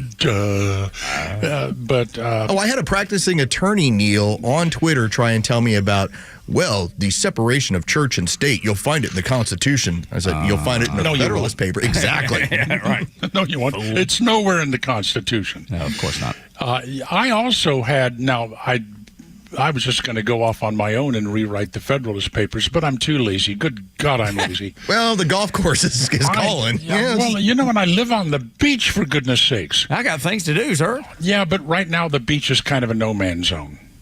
Oh, why is that? Is it just because of the weather? The Germans are here. Oh, vacationers. They're wearing Speedos. The Germans in their banana hammocks walking up and down the damn beach. I knew it. And the beach in front of our condo is a public beach. But the problem is the nearest public entrance to this public beach is a real hike. So we don't have any. But every once in a while, one of these Germans will go on a forced march and come. Oh, God. And they're all fat. But, Sir, put that away. Well, that's my day. Yeah, that's my day. But you should probably start writing the Federalist Papers then. It seems like you got some time. After you hang some artwork. Are you familiar with John Galt's speech? No. Okay. 2 things. Hey, Virgin, shut it down. Turn off that music, Joe. 2 things. First of all, sometime read John Galt's speech out of Atlas Shrugged. Okay. And I did get permission from the Ayn Rand Institute to record John Galt's speech. I never did. But also, since you like to talk about people I've never heard of, like Kip Winger. Neil's on to John Galt and we're on Kip Winger. Yeah, that's right. That's awful. Man, we are way behind. I know. We got some work to do, buddy. So get on YouTube and find the OTTA Orchestra. Okay? All right. OTTA. The OT, and then that's an all-girl band out of Russia. Okay? All right. And then get a load of the bass player. Okay. Her name is Katie. Now pull this together. John Galt's speech from Atlas Shrugged and read that. Okay. And then watch the Alta or the Otta Orchestra. OTTA Orchestra on YouTube. Got it. The song is Royal Safari, and just sit there and watch the bass player. It sounds. I got it up in front of me. Sounds like. Oh, it's great stuff. Yeah, from what I can make out. Yeah, it's great stuff. So that's what you do today, and Okay. I'll talk to you. I don't know. I'm going to be on a ship next week. Oh. Yeah. Well, then we'll have to get you when you get back. Yeah, it'll only be 1 week, but okay. Donna said I could do it, or we could do it, so we're going to do it. So my What the guy's hell? gonna do it. Yeah, I love it. A last minute cabin. Well, let me tell you, Neil, we're never going to treat you like those devils at the old spot. I'm not too old yet? No, not at all. Not as long as you keep sending me the OTTA Orchestra with the bass player. You see the bass player now? I see the bass player. Yeah. Oh, she's hot. Yeah. Hard to miss her. Yeah, Goodness gracious. Neil Port's Talkmaster. Y'all be good. Trying to deviate us into sinful behaviors. See, this is safe for work. This is what's good. I know it totally is. But wow. I mean, there's nobody in the orchestra that's not very attractive. All right, when we come back. The Dems are strictly looking to distract. That's all they're going to do next on Extra 106.3. The latest sports news, powered by 680 The Fan and driven to extra listeners by RBM of Atlanta in Sandy Springs, Atlanta's Mercedes-Benz connection since 1964. The Atlanta Hawks have won 3 in a row with their 112-106 win against the Orlando Magic last night. 2 Orlando players dropped 30 pieces with 31 points from Paolo Banchero and 37 from Franz Wagner, but the Hawks kept the rest of the Magic players from scoring double-digit figures. Trae Young led the Hawks in in scoring and assists with 19 and 8. This comes off the announcement that Trae Young will be replacing the injured Giannis Antetokounmpo in the All-Star game. Atlanta moves into 8th in the East with a 26 and 28 record. They play the Knicks next tomorrow in New York. For Extra 106.3 Sports, I'm Joe Virgin.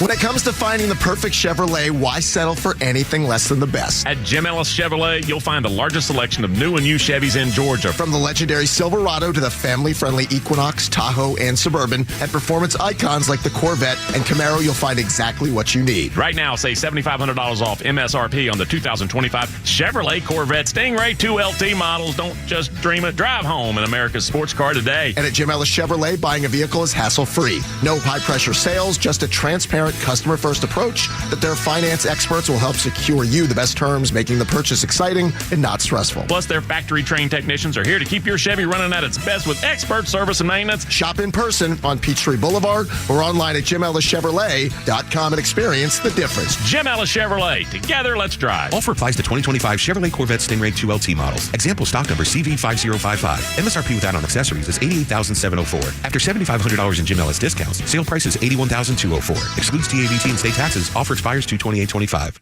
When it comes to protecting your assets and ensuring peace of mind, trust the expertise of Nelson Eldercare Law. Our Absolute Protection Trust is designed to provide unparalleled asset protection. Visit NelsonElderCareLaw.com to discover how our specialized services can safeguard your family's future and assets, offering you the assurance you deserve. NelsonElderCareLaw.com. Go beyond a baseball game with your Atlanta Braves and check out Truist Park's Ballpark Tour. See the ballpark like never before and explore the franchise's rich history with artifacts, exhibits, and more, led by tour guides who will take you to places behind the scenes that most fans never have seen before, including the press box, premium club spaces, and of course, step onto the field where your favorite Braves players battle it out during the season. And each tour comes with a complimentary player chain necklace. Fans will also have access to the Braves Clubhouse starting February 17th through March 22nd. And did you know Truist Park also offers the opportunity to host birthday parties? The birthday package includes a private tour of the ballpark, birthday invitation template, special gift for the birthday child, and goodie bags for all the kids. Upgrades like a visit from the Braves mascot blooper are also available. Visit Braves.com/tours to book a tour or a birthday party today. Hi, I'm Chris Lalamia, owner of the Trusted Toolbox. Got a to-do list a mile long? No problem. We've got the ultimate solution, our Handyman for a Day program. Here's how it works. You get a skilled handyman dedicated to knocking out your honey-do list. Paint touch-ups, drywall repairs, door adjustments, and much more, all done in one day. You want to jump into spring and not worry about your home? Call us now before the rush for your Handyman for a Day and call us at 770-623-3097 or visit us at thetrustedtoolbox.com. One call, one handyman, one day. The Trusted Toolbox. You know the old expression, I love it when a plan comes together? Well, with our First Liberty Notes, this has been so true. Hello, I'm Brant Frost, founder of First Liberty Building and Loan. You hear about our family's company all the time right here on the station. For over 30 years, we've been the local lender who said yes when the big banks say no. A couple of months ago, we opened up our First Liberty Notes program to Main Street investors just like you, and the response has been just incredible. Folks from airline pilots to physicians to even pastors are now earning 8 to 13% interest rates while helping to fuel the growth of local small businesses. If you're a qualified investor with a minimum of $25,000, you too could be earning 8 to 13% interest. We'd love to have you join our First Liberty family today. Go to FirstLibertyGA.com and see if our First Liberty Notes are right for you. Go to FirstLibertyGA.com. That's FirstLibertyGA.com. First Liberty Notes are not obligations of or guaranteed by any financial institution and are not secured by any collateral. They are not FDIC insured or guaranteed by any government agency. You could lose money. SEC accredited investor status must be verified. Securities not offered in any jurisdiction in which it is unlawful. Live and local news talk continues at 3 p.m. with Kimmer, Pete, and Flounder. It's the Kimmer Show, only on Extra 106.3 and the Extra app.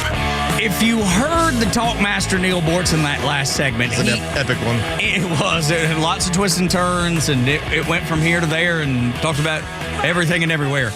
But he led us down a path of Atlas Shrugged, the Galt speech in that. And then he took us to the OTTA Orchestra. And I kept waiting on him to tie them together as to why he was telling us about both of them. And he failed to do so.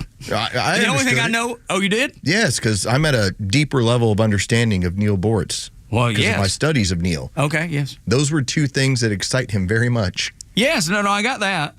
But arouse him very much. Oh, I wish you hadn't have told me about that part. I mean, right? Yes, yes. But I thought there were loves the speech, loves the blonde bass player. Am I supposed to listen to the John Galt speech while listening to OTTA Orchestra? Like, is that what pulls the whole thing together? No, imagine if you and I played word association. Okay. And like, for instance, let's do it like this. Okay. Dalton. Yeah. Okay. What do you associate with Dalton? Carpet capital of the world. Okay, see how that just jumped, just and there's a loose association there. Okay, yeah. All right, if I was to say Count Chocula. Cereal. Okay. When he thought about stuff that excites him when it comes to John Galt, immediately they went to this orchestra. Which David, in Kennesaw, is that where David in Kennesaw has a thank you he would like to share with Neil Bortz. David, go ahead. Yeah, next time y'all talk to him, tell him David in Kennesaw wants to thank him for that little piece of information, because I never had a reason to ever want to go to Russia, and I just Googled that orchestra. Holy hell. Yes, exactly. Thank you, David. We'll pass it along. And the bass player that Neil really likes. He just goes, look how hot she is. yeah, that entire orchestra is good looking. I mean, horny. Kimmer. Thank you, Kimmer. Kimmer, just out of nowhere. Friggin' December just popping up. Like Neil Bortz. So that was, oh my God. That was, oh my. That was a fun one. Yes, it was. Like, oftentimes they're fun, but you never know exactly where it's going to go. In this case, that went from like fun to full circle. Let's talk a little politics, right back over to fun. He did not play around. Neil doesn't, and that's why we're. That's why we enjoy it. Yeah, it is. Get a kick out of it every Tuesday. And that's the thing that is frustrating. I have lots of friends over at his old station. Over at WSB, let's be honest. I still know a lot of people that work over there, and I'm fond of them. But the way they treat him, that sucks, dude. He can't get his old shows. He made those people a fortune. Yes, as well as Neil can always say, hey, he was compensated very well to the point of, multiple homes and the toys that he has. They made a lot more. Yeah, they did. And be treated that way, and then to have new leadership come in and basically say, well, you're too old, so you don't have a place here. Like, that part sucks. But look, I'm even okay with that. It sucks, but they've that's their direction, new management, whatever. Fine, then why do you ostracize him if he wants just some audio? That part is where I have a problem. That's the thing. That's his, man. He did those shows. He created that content. He did all of that. And to tell him no, he can't have his old shows, that is low down. I think we have a mission. Yeah, we got to get all he wanted was the final. He's asking for the final hour. Yeah, of his last show. We know some people. We can get the final hour. Man, do you think somebody would be willing to roll the dice? Oh. It's just an email. It's just an email. Yeah, no, I don't. Everything's digital. You just pull it and send it. Can you imagine the smile that Neil Bortz would have on his face if we were able to deliver that? That's why we need to make this a mission. You're right. Let's make some phone calls. We know some people. We're friendly. We're just asking for a friend. And hey, it just might be policy just not to entertain anything from Neil. That probably doesn't apply to us. Hopefully. No, I would like to think not. But I haven't burned anybody over there. No, nor have I. And but I would love to be able to help Neil there, because there's not many things in life that we're going to be able to help Neil Bortz do. No, Neil's accomplished in the ways that we are just hopeful down the road. One day we'll be like that. So what can you do for the person that has everything? It's almost like the Christmas present dilemma. What do you get the person that has everything? That would be the gift. That would be a cool gift. It would. So we'll see what we can come up with. Y'all are just trying to get in the will. Well, yeah, I would love to be there, too. No, I've already talked to him. You know what I want to do? A&M and Notre Dame. Yeah, that'd be so much fun. I want to do that. That would be my goal. Like, let's go to South Bend and let's get on the Bortz bus and we'll do a show and let's go to that game. Dude, I would walk around. Howdy. I'd say howdy to every person like I belong. They're so friendly there. They are, When we went, they were so incredibly kind to us. Yeah. Are you talking about Notre Dame? Yes. I'm talking about at A&M because that's their thing. Howdy. Just don't walk on the grass. Yeah, right. And say howdy. It's a little bit of a weird atmosphere, but that's fine. You'd be fine with it. But I bet there are nice folks there, too. Yeah, no, it's Texas. Yeah, it's a good atmosphere. Their team gives me a weird vibe with those male cheerleaders with their they're not cheerleaders. They are yell leaders, and you have the Corps of Cadets, which aren't actually associated with any branch of the military, by the way. That's right. Why are you gay? Stop that, Joey. It's the only university in America I've ever seen pull swords on people when they got on their field. That's freaking go. A Democrat has an unusual way of describing Doge. You'll disagree with it wholeheartedly. Next on Extra 106.3. It's time for the Bortz Report, exclusively on Atlanta's only conservative news and talk station, Extra 106.3. Okay, a couple of items, none of which I could talk for 2 minutes on, so we'll make them short. Kendrick Lamar halftime Super Bowl. A waste of electricity. That's not music. Stop calling them songs. Catherine Mayer, ever heard of her? She was a top official with Wikipedia at one time, now the chief executive officer of NPR National Public Radio. She's been called to testify before the Doge people about her stewardship of NPR. Well, let me give you a little hint there.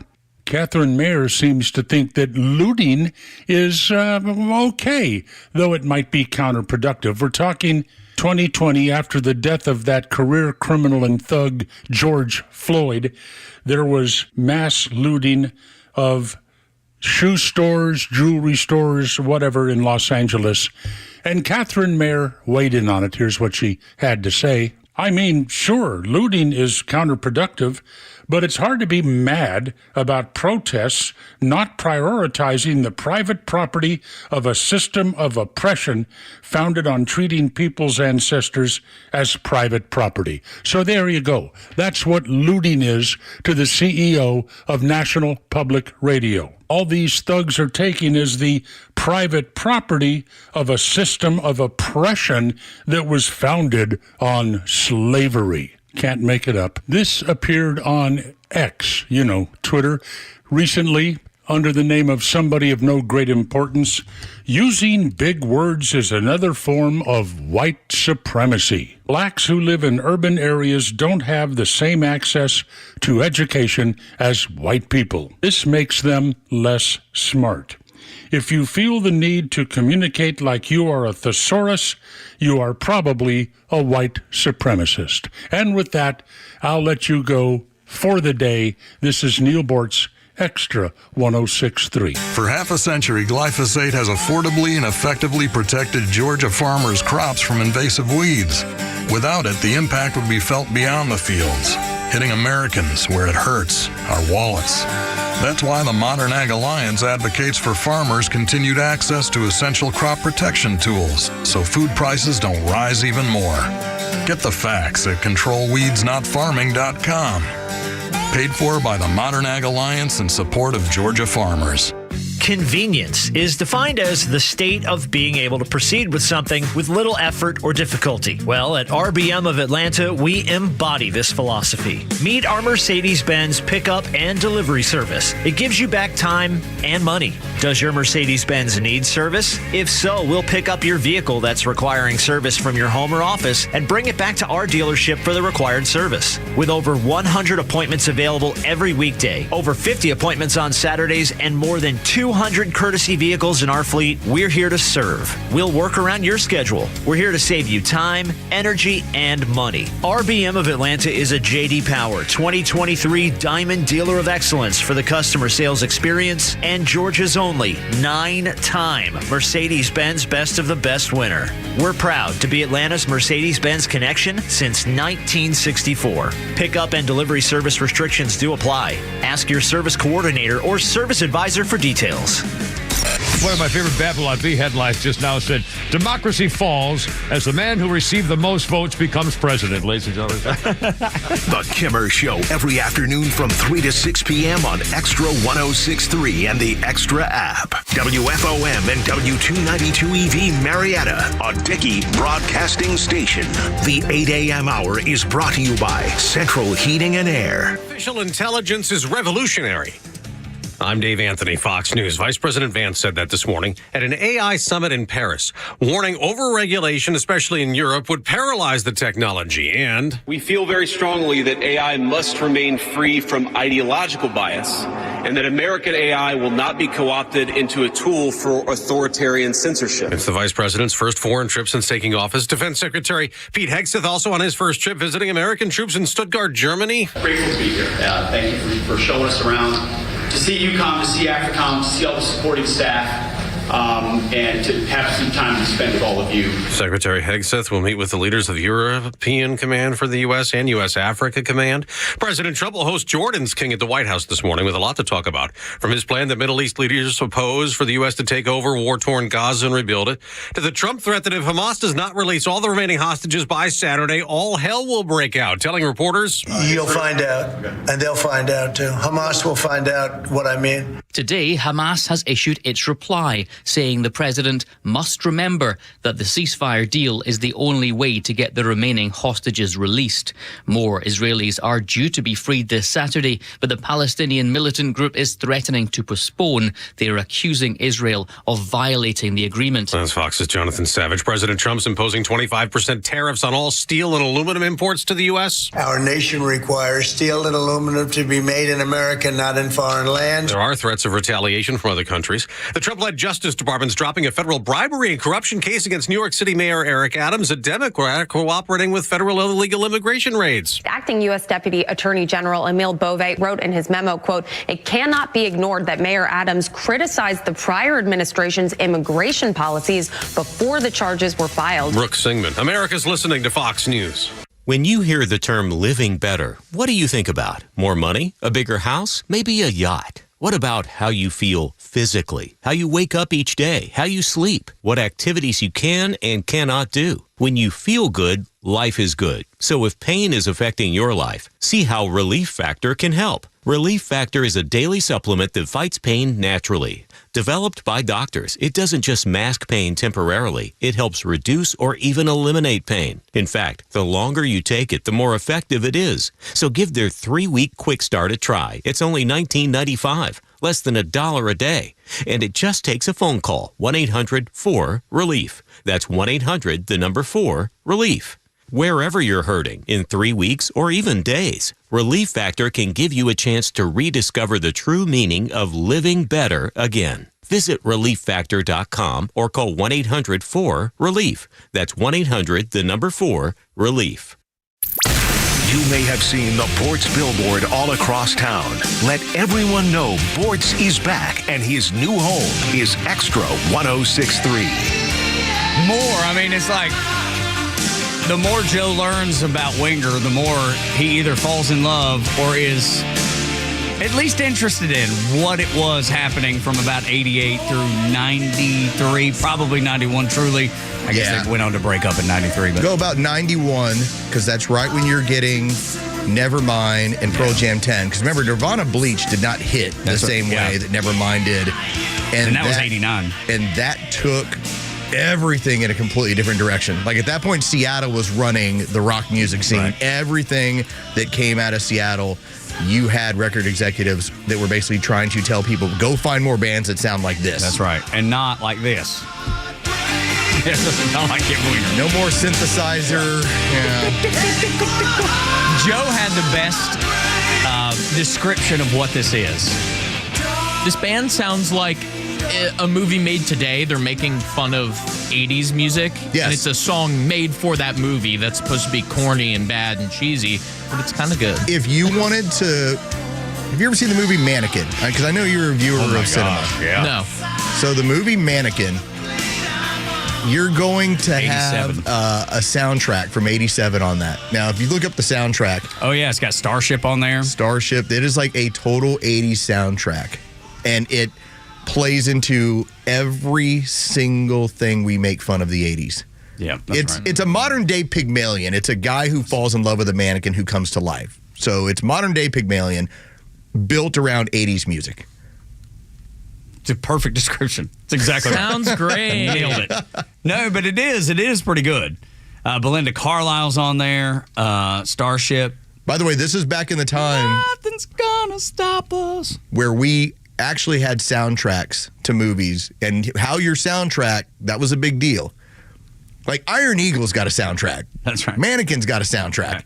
We Pulp built this Fiction city. has a soundtrack. We built the city on rock and rolls in there too. Holy cow. But another thing, looping back, because Kimmer brought up so much, this is where a lot of this conversation came from. If you missed the Kimmer, you can go back and listen to Kimmer. What am I saying? If you missed Neil Bortz, go back and listen to him. We talked to him about 7:25. But everything he brought up has turned into this tidal wave of people calling in and asking about or talking about the things that Bortz brought up, and he was curious about Winger because he had never heard of them, which is a conversation we'd had early this morning. He was listening into the show, so he brought that up. Winger. And then, yeah, dude, they've not got this much press since 1988, probably when 17 came out.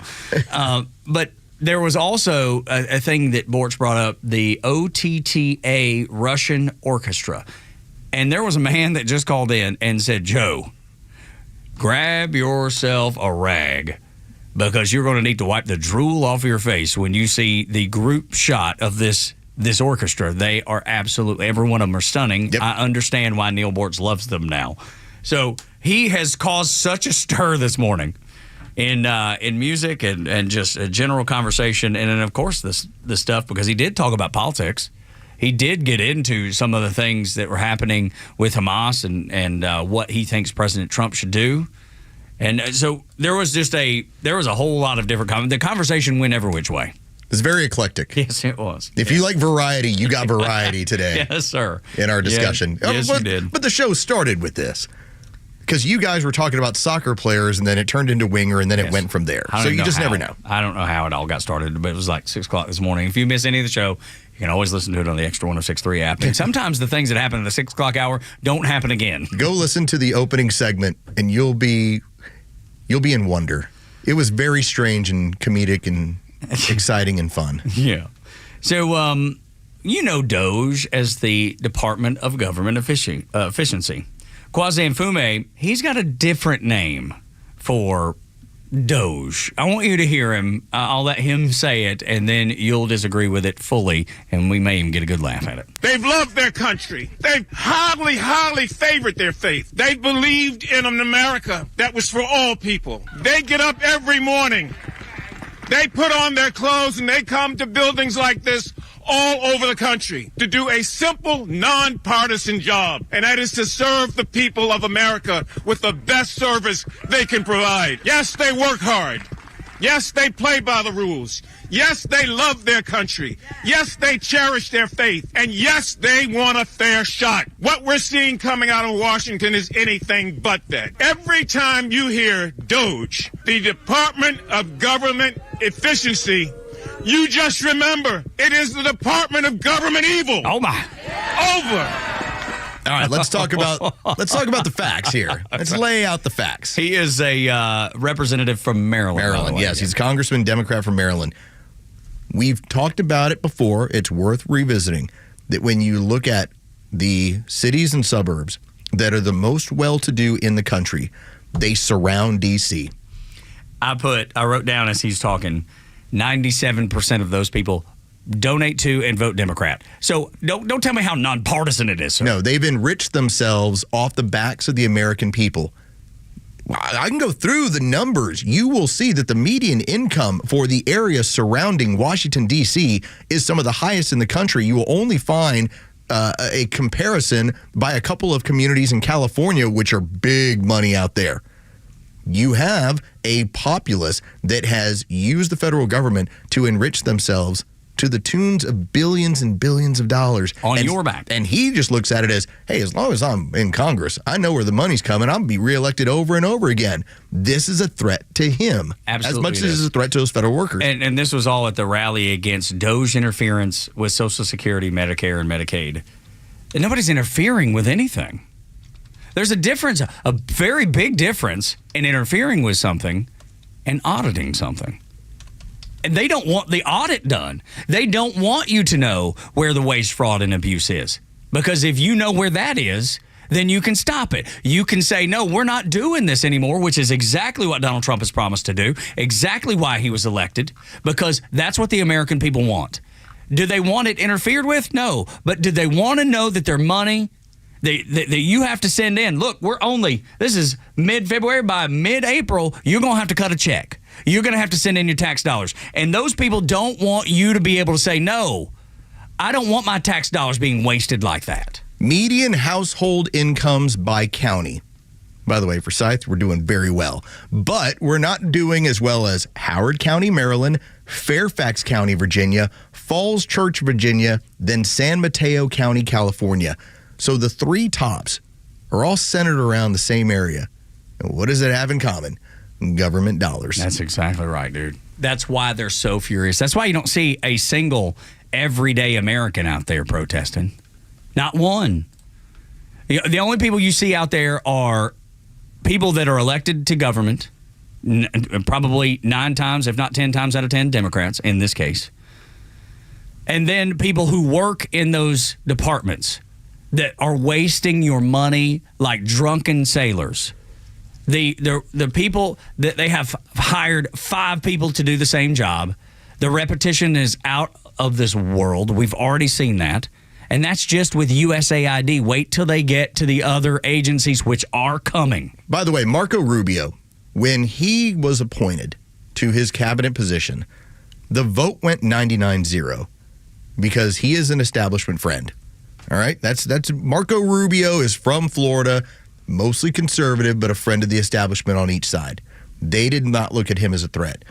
When that man looked over at USAID and said, it's got 14,000 people, it wouldn't have been a surprise to say, hey, we got to take it to 12.5. That would have been the government thing. He's taken it to 290. Yes, I will. Thank you. Now, remember, he got his appointment 99-0.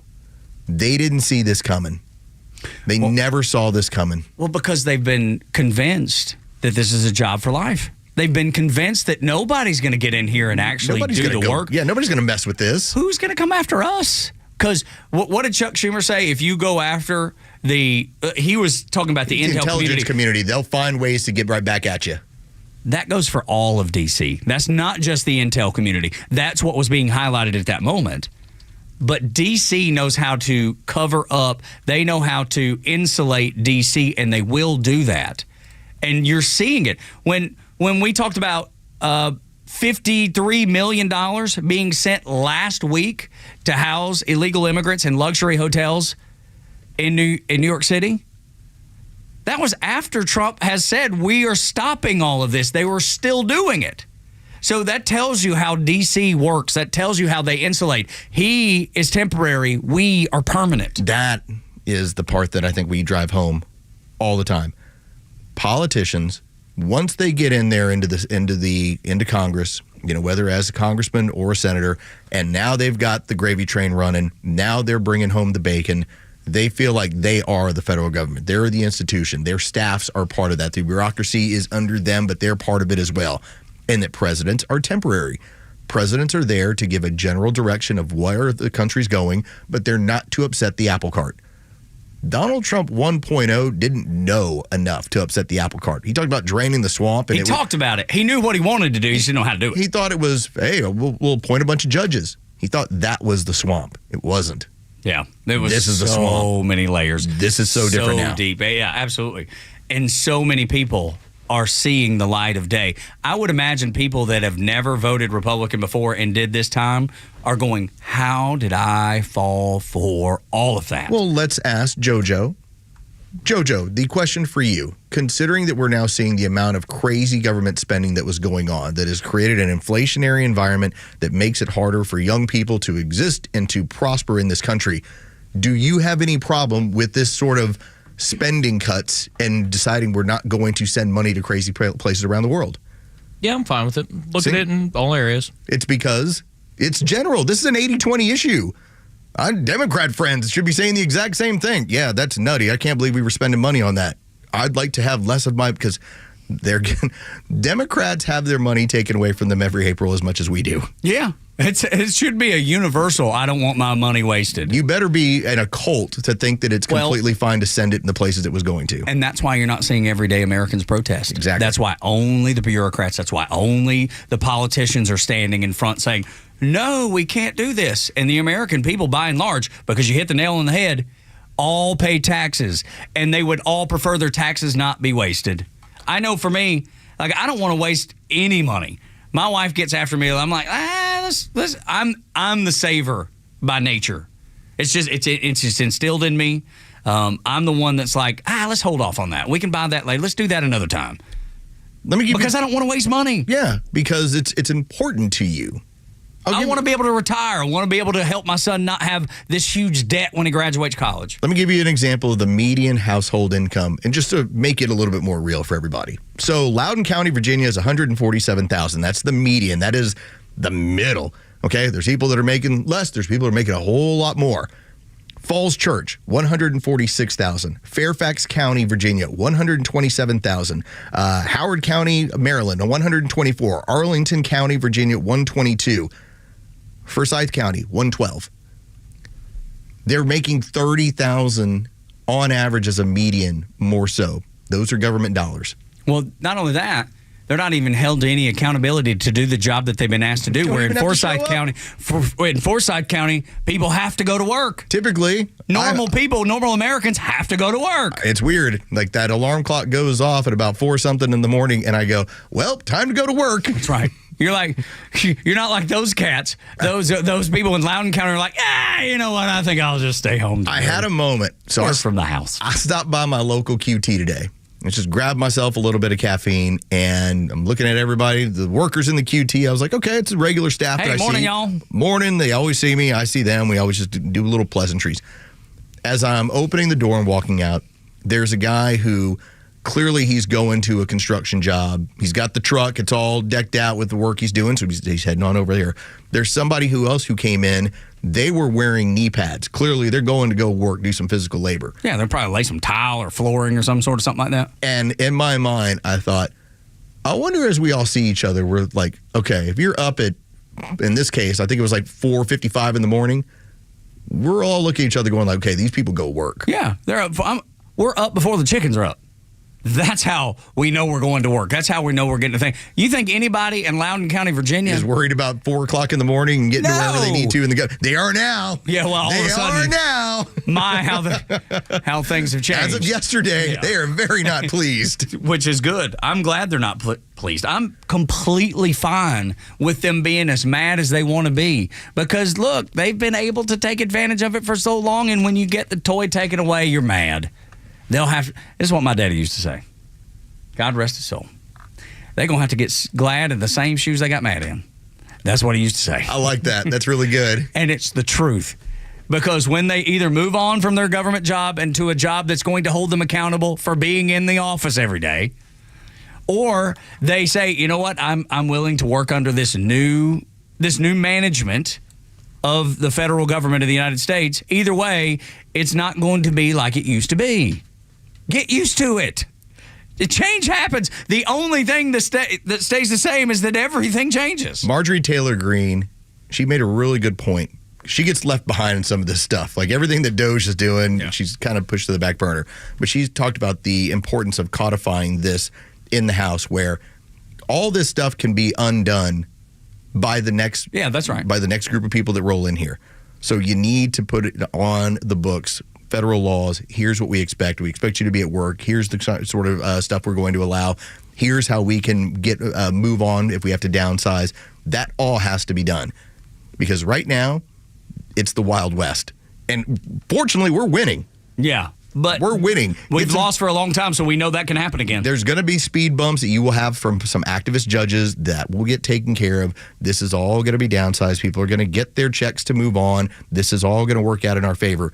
But if we want to maintain it, now we have to codify it with actual legislation. Which is what I would like to see, too. And we've discussed it. Hopefully part of the tax policy, or we are going to have to be dealing with another continuing resolution. Let's see what goes on the books. There's a plan for that. We're not the first to think about this. No doubt. All this is mapped out. 100%. I mean, we have Congressman Luna today that's supposed to have a press conference that's been scheduled through the White House where she's supposed to reveal some sort of information to help restore trust in the American government. I know I'll be by the channel. Yes, I can't wait to hear it because it's where America needs to be. It's what America needs to do. And most Americans agree, and the polling already shows you. And this is not from a Republican-leaning pollster. This is from CBS. 8 o'clock hour is brought to you by Central Heating and Air Conditioning, your Atlanta carrier experts. They're doing the 28th annual Winter White Sale right now. You can get $2,000 off a new carrier system, the best in the business, working with the best in the business. 770-GET-HEAT, centralheat.com if you'd like to take advantage of that. You need cash. I need cash. And America needs cash. Spelled K-A-S-H. Next on Extra.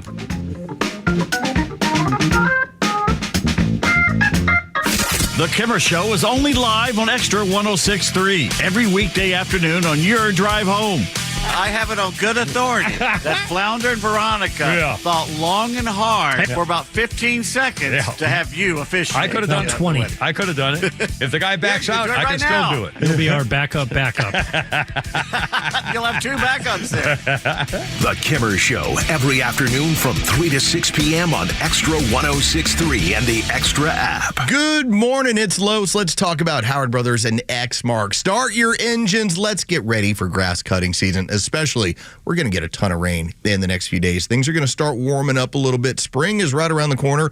What have you done to have yourself ready for when that season kicks in? Now's the time to visit the people over at Howard Brothers and learn how you can upgrade your Exmark mower fleet or get your existing fleet in tip-top shape for when the season gets here. If you're a private homeowner and you just want to have everything look good, well, they can hook you up with the right Exmark and also maintain it.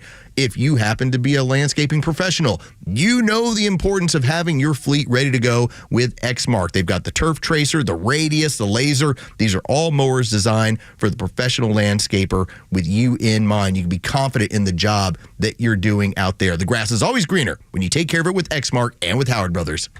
If you're looking for a great new gig, our friends at Atlanta Peach Movers are now hiring. No experience? No problem. Training will be provided through Peach University. And if you have verifiable experience, you can score up to a $500 sign-on bonus.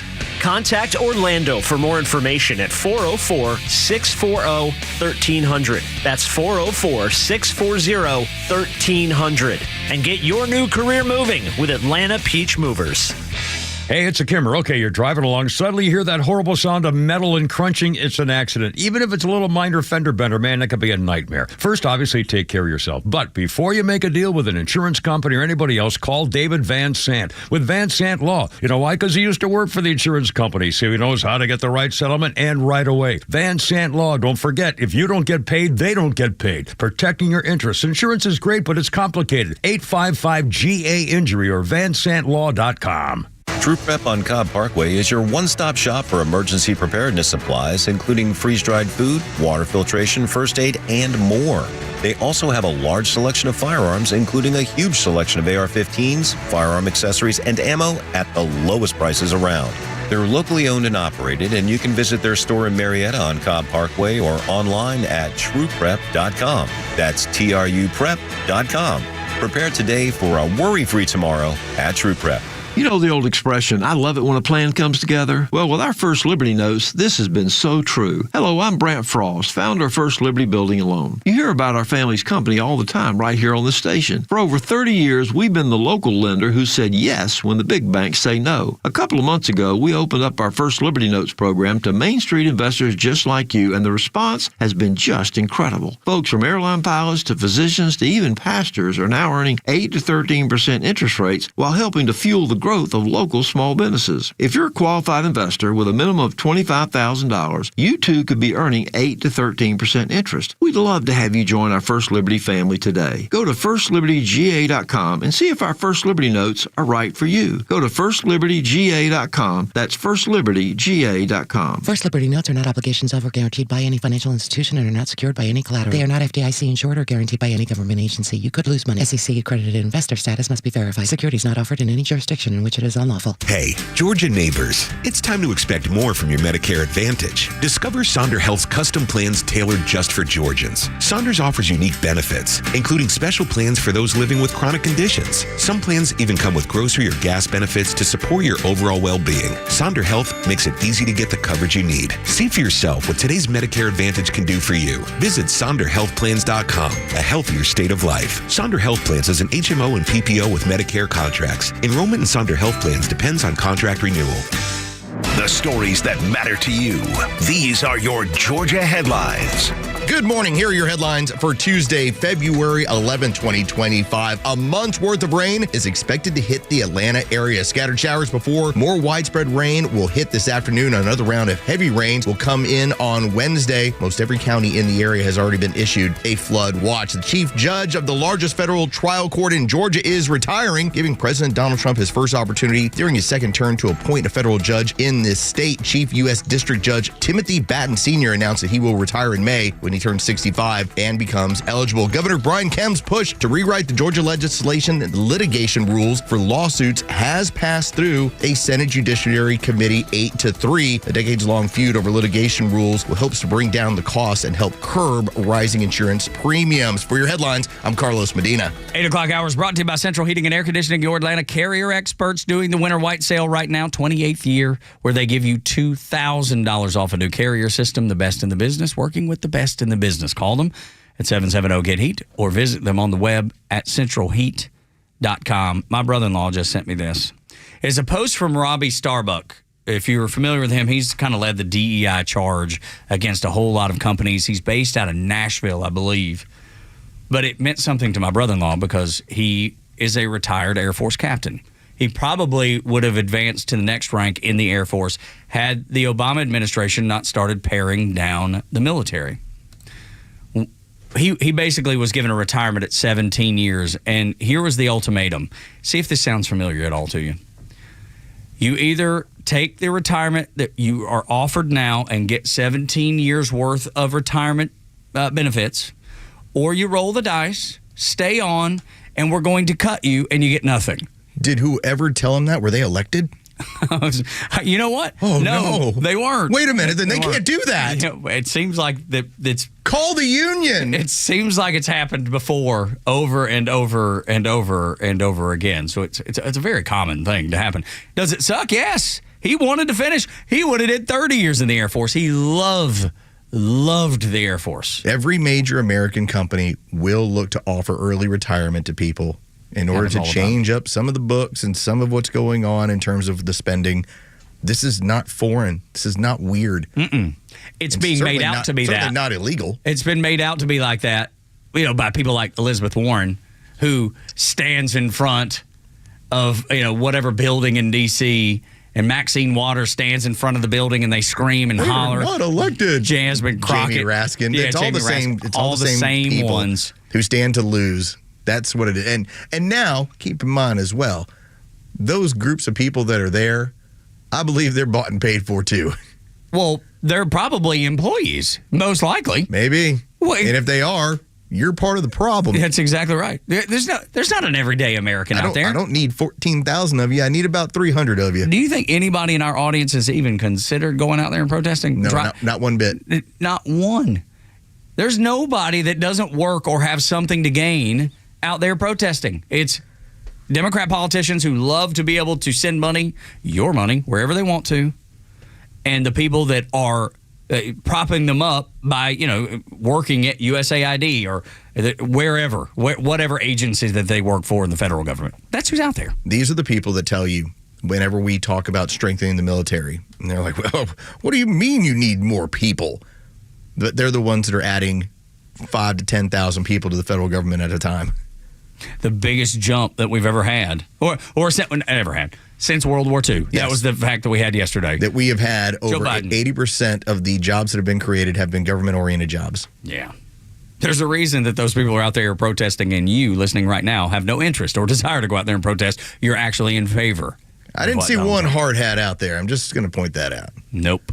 And you won't. I don't think there's one firefighter, one police officer. I don't think there's anyone that's standing back there. All they're thinking about is, I got a pretty good job, and I was told it's a forever job. And I'm mad that it's not. As I was told by my father-in-law, who spent 35 years as a logistician working for the U.S. Army, he knew one person that was ever terminated. One. And it's because they found pornography on his government-issued laptop. One. Goodness. I'm going to get to this reason my brother-in-law sent me this, but I want to piggyback on your story that you just told about your father-in-law. My brother-in-law got out of the Air Force at that 17-year mark. He took, what was the obvious choice. You take the 17 years and everything you get, or B, stick around and we're going to fire you and not give you anything. So the obvious choice, he took it. When he got out of the Air Force, he went immediately to work with the U.S. Post Office. It just made sense. It was an easy transition. They saw his military background. They're like, yep, come on in. He was there for 2 years. Not a lifetime, not a forever job. He hated every second of it. I remember him coming home. I'd see him, because at my son's baseball games or his kids' ballets or basketball games, and we'd be talking. He was like, I hate it, dude. I hate it. And here's why. There is no accountability anywhere. If you do the status quo, you will be just fine. If you do above and beyond, you'll be scolded for it. He was like, I can't work like that. He was like, I want to improve the systems that I see that need improving. And they were like, no, you don't. You better not. What is it that I have said about my father-in-law, why he would go into work at the Redstone Arsenal in Huntsville, Alabama at 4 or 5 in the morning? It's like, why are you getting there so early, Jeff? It's like, nobody else is around. He's like, because I get more done until the government gets here. And then things are stalled and things are chaos. He's like 5 to like 8 o'clock. Now, we're talking about it's a military installation. So it's not the same in terms of like working at the post office. Sure. But even he knew what happens is things get more complicated when there's more layers of government. When the bureaucracy arrives. Yes, even in the military, it gets more complicated when more people have a say. So he would show up and get everything done so that it would turn into, all right, I didn't have to worry about breaking and asking this person. I just, here's what I did. Here's ready to go. Get approval. We're good. Love it. But that's what the people that strive to be the best that they can, they find ways to do better. Yeah. And for my brother-in-law, he could never figure out what that was. And after 2 years, he's like, I'm out. I hate it. The man who works next door to us, who does a radio show next door, his wife went to work for a government agency. She lasted there about 2 or 3 months. Same thing. She's like, I can't work around these people. She's like, there is no accountability. There are no governors on what's going on. There's roadblocks. She's like, you can't get anything done around here. Which is by design. And this was, if the height of law enforcement is, I'm going to work for like the FBI or the CIA, back when it was viewed the way it was, she was doing that in the medical field, and she was like, this place is messed up. Yeah. Gosh. Reason I bring up my brother-in-law, he sent me this tweet that Robbie Starbuck sent out. The Air Force sent out a memo directing all Air Force personnel to stop using pronouns in all communications, terminate all grants, contract, training, and trainings and programs that promote gender ideology, to ensure that men do not enter female spaces, to remove any media, directive, plans, or forms that promote gender ideology, fire anyone in a gender ideology position, disband employee resources groups that have promoted gender ideology, and the list is pretty long, but you get an idea of what's happening in our military that is going to benefit our military, because all of a sudden the focus isn't on the individual, it is on the mission, which is what it has to be successful. This makes more sense with the story of James Carville and going over to the Kamala Harris headquarters and basically offending everyone. It also makes sense when it was Lindy Lee, who is a big donor, big person who raises money for the Democrat Party, who left it. She was on the Sean Ryan podcast, and she brought up how when you went to the White House, you were surrounded by, she said, a bunch of 20 to 30-year-olds, and their primary mission was gender ideology, LGBTQ, alphabet soup, all of it. And what did James Carville end up arguing when he was on the campaign trail and he went to the Kamala Harris headquarters? He said, y'all are far too caught up in this stuff. You're not going to win men. And they wanted him to apologize. Yeah. And he recognized it. Though it's funny because Carville's an interesting dude, because he'll cover for the Democrats quickly.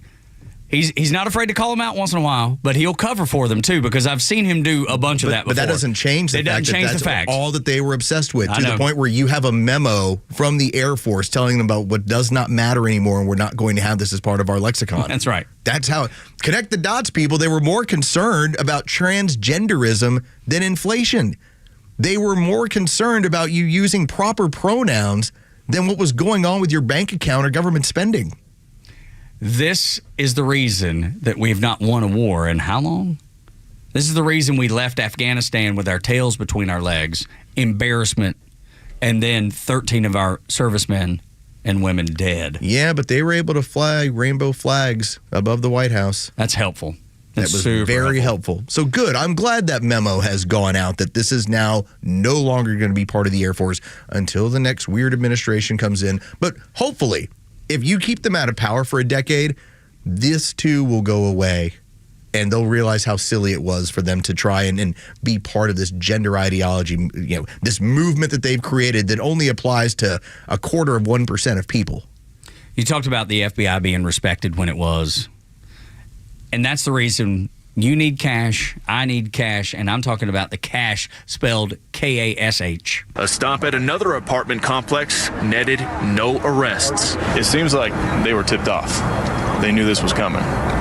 So, yeah, I do get the impression that there were some intel leaks here, and I think that probably they did know we were coming, but we're still coming. And just because something leaks now and then it's not going to stop us.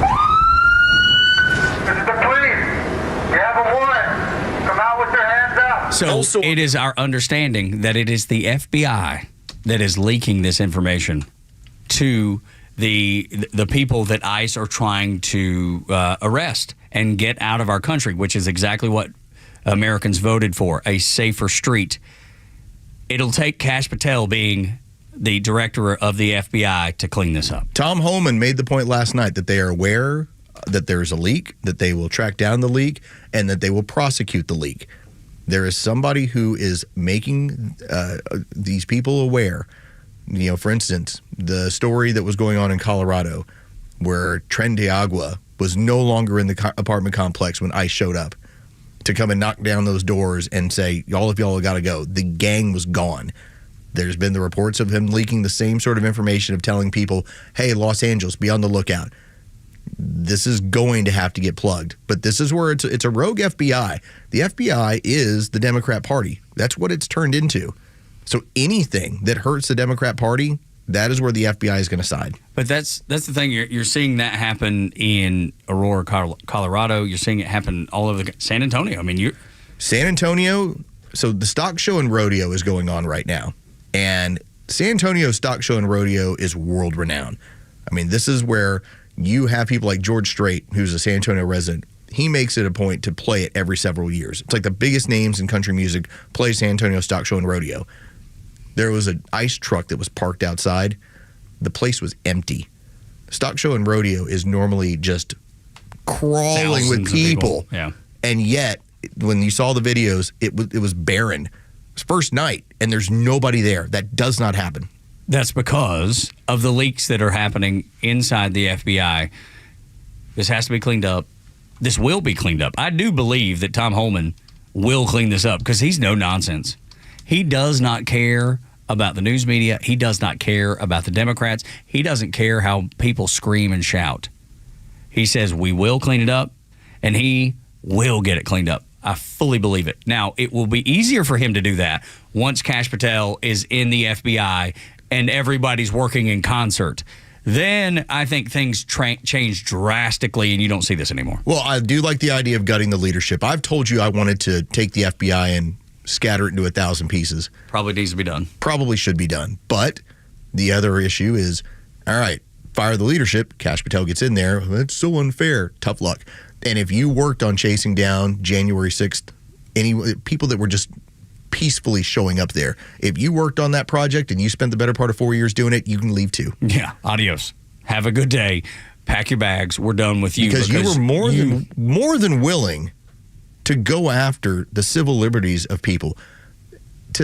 For anyone who's like, oh my God, they were trespassing, they were let in.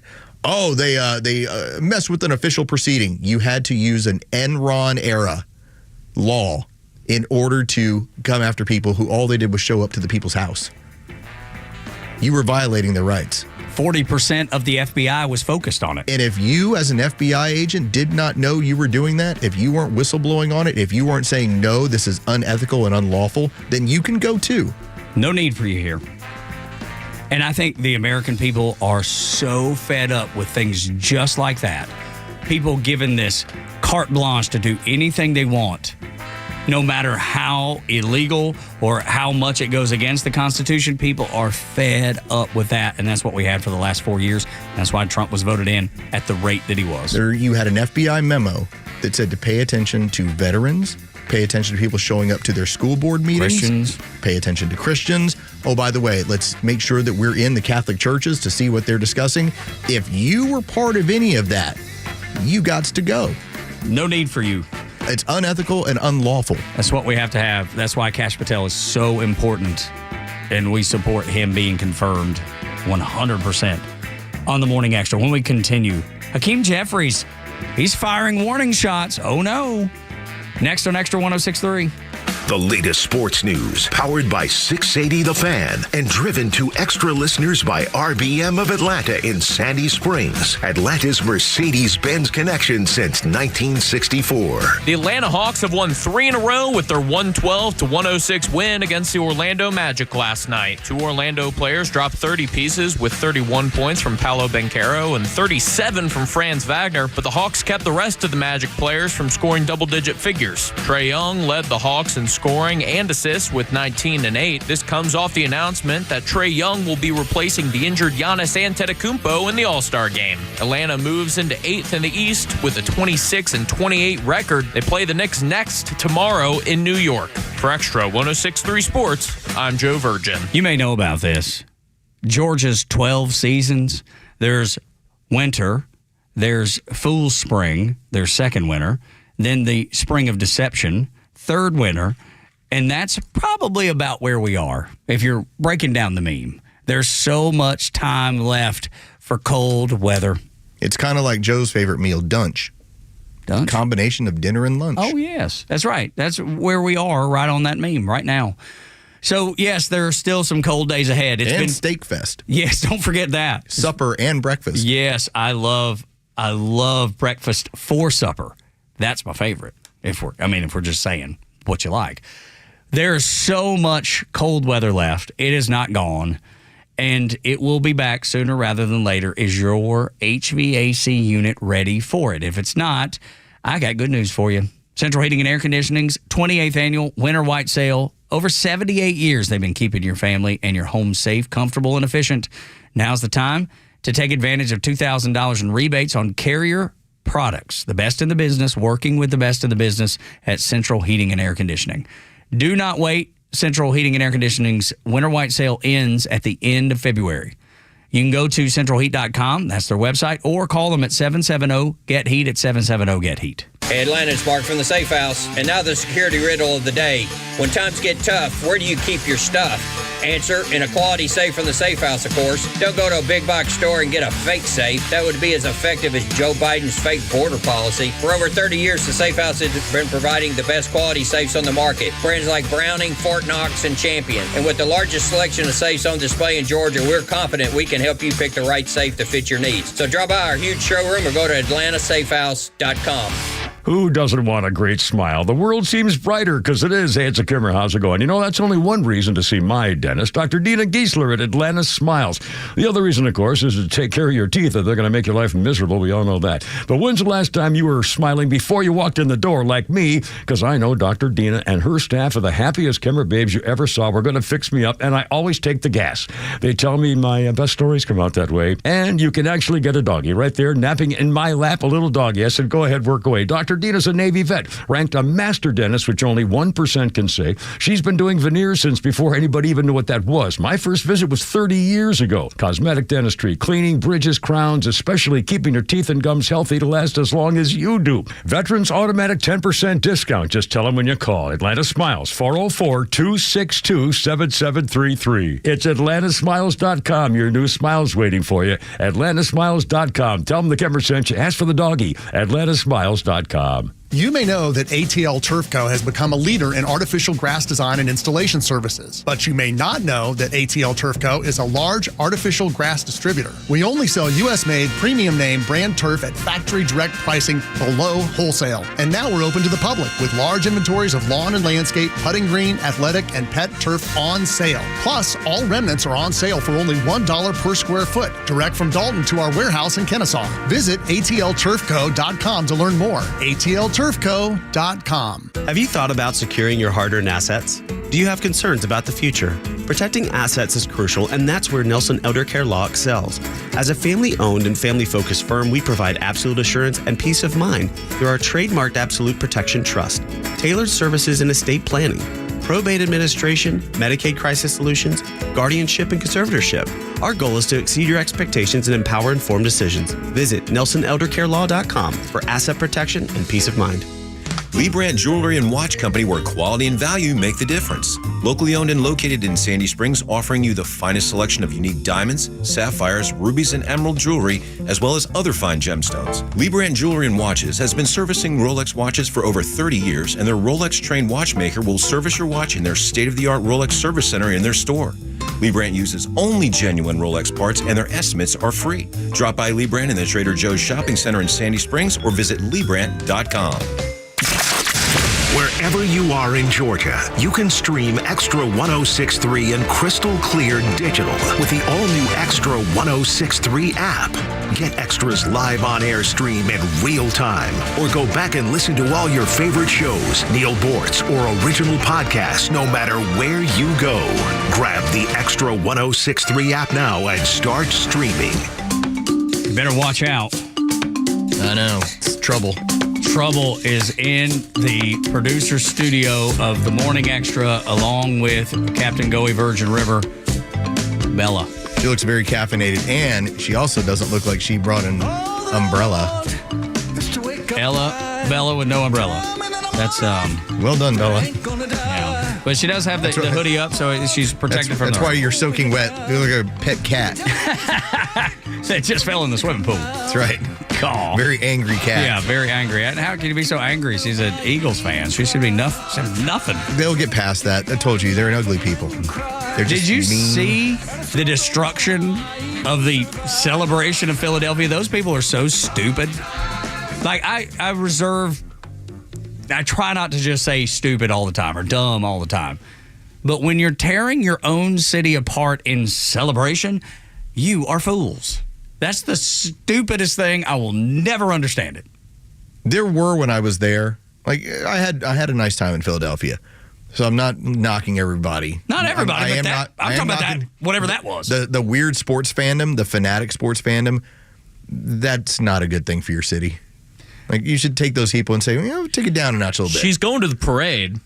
I wonder how much destruction will be there. Bella, can you tell us about destroying your own city? They'll stay okay there. You think? I don't think there'll be much destruction.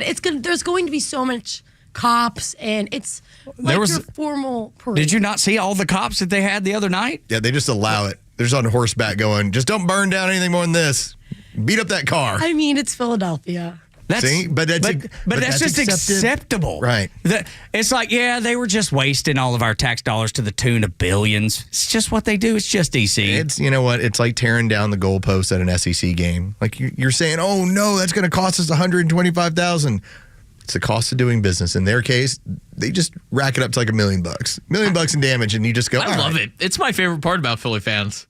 The destruction? Yes, I think it's hilarious. Yes, they win, and then they're like, let's beat up our own community. Yeah, let's flip a car.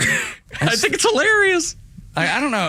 I haven't flipped a car after a big game, but I have wanted to go and tear down some goalposts. Exactly.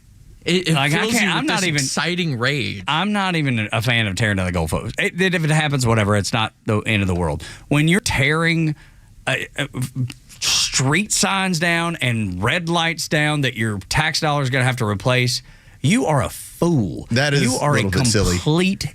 Idiot. I would say that if I had an old couch, had a big win, I'd be like, why don't we go burn the couch on the street? No. Now that's yeah, you would. Now that's my property. No. That's my decision, and everyone's going to be like, yeah, we burned the couch. And I'll be like, yes, It's a really nasty couch, and it had to die, and I'm glad it died today.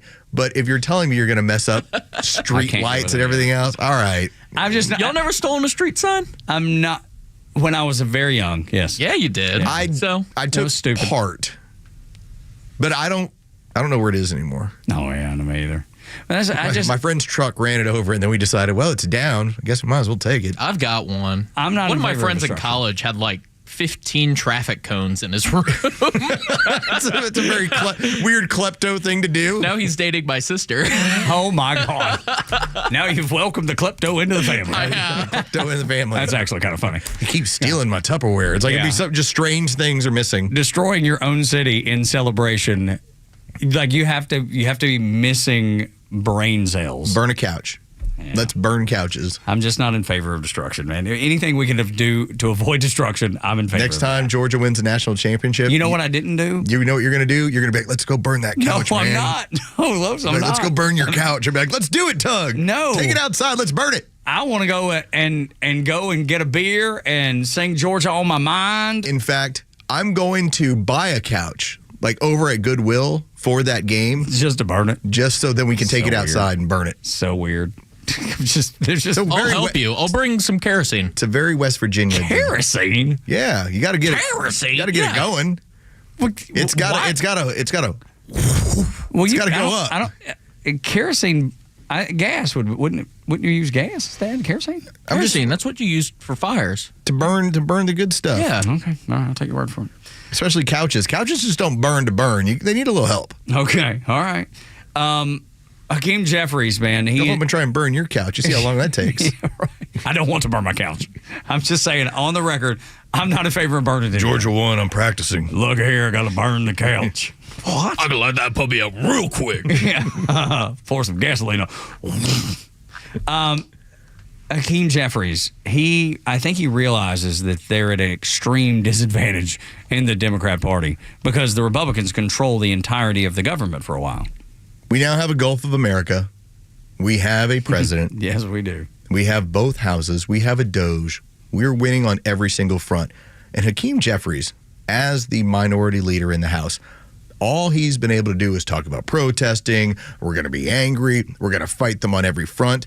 We're going to set couches on fire. And I think what he's starting to recognize is the obvious. But here's the offshoot, and this is where it gets dangerous. But initially, take a listen. I'm trying to figure out what leverage we actually have. What leverage do we have? They control the House, the Senate, and the presidency. It's their government. What leverage do we have?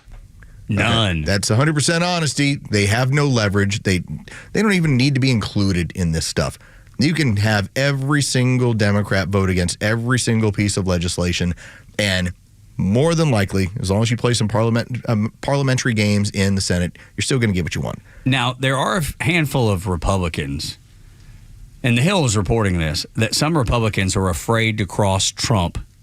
Yes. Which, in my opinion, is the greatest position you can have those establishment Republicans in. It's almost as if he has a billionaire friend who is more than willing to fund any opposition to you. Oh, wait. Backed up. He does. Backed up by Zuckerberg. That's right. Backed up by the next billionaire. Backed up by the next billionaire. These people that have gotten involved in politics that will keep rogue Republicans, establishment Republicans in line. This is a great thing. Absolutely. That's leverage. But you talk about how they don't have any? We got it all. But now here's the danger. Because what will the communists ultimately do? Once they recognize the media doesn't work, lawfare isn't working, protesting isn't working, what have they done in recent years? They go to violence. We saw it in New York. We saw it in Pennsylvania. We saw it at the Trump golf course. That is going to be the next move that they're going to make. It's going to play out this way. We're going to have to get used to an era over the next couple of years of political violence because they can't do anything else, and they won't sit on their hands. No, they react, and obviously violently. Have you seen Elon Musk as far as his security team now? Yes. That detail's pretty extensive. He knows. Yes. He knows. Everybody knows. But that's the thing. I don't expect it'll be like the Summer of Love, though, where it's just tolerated. Right? They will squash it quick. It should not be tolerated. And I do appreciate that Donald Trump over the weekend said, I need to know as much as the government knows about these two assassins. It's like, it's my right. We might find out some gross things about that. I expect so. I expect so. And going back to the Republicans for just a minute that are scared, I don't care if they fear being voted out of office as their reason, or they know, that they got to do what's right even though they don't want to. I don't care which reason they're going along and making the decisions that the American people voted for. I'm fine with either one of them. Fear, if you're scared, good. If you recognize it's what you need to do, even though you don't want to, good. What keeps you in line? I do not care. If we are in the era of common sense and the golden age of America, then don't step out of line. And here's the other thing. The Republicans, just like the Democrats, the ones that are screaming the loudest, if they get to that point, those are the ones that are most likely guilty. So that's something you got to keep in mind, too. There will be Republicans that are going to be like, well, I just don't know about all this. Yes, you do. Shut up. Yes, you do. Make a compelling argument other than, I just can't do this with my conscience. Yeah. Explain. Yeah, tell me why. What am I missing that you understand? Tell me what donor's getting burned here and what phone call scared you. Exactly right. USAID, check. Pentagon is on deck, and as a veteran, this audit will be jaw-dropping, and I'm all for it. After a Neil Bortz report and a Fox News update, more of the Morning Extra.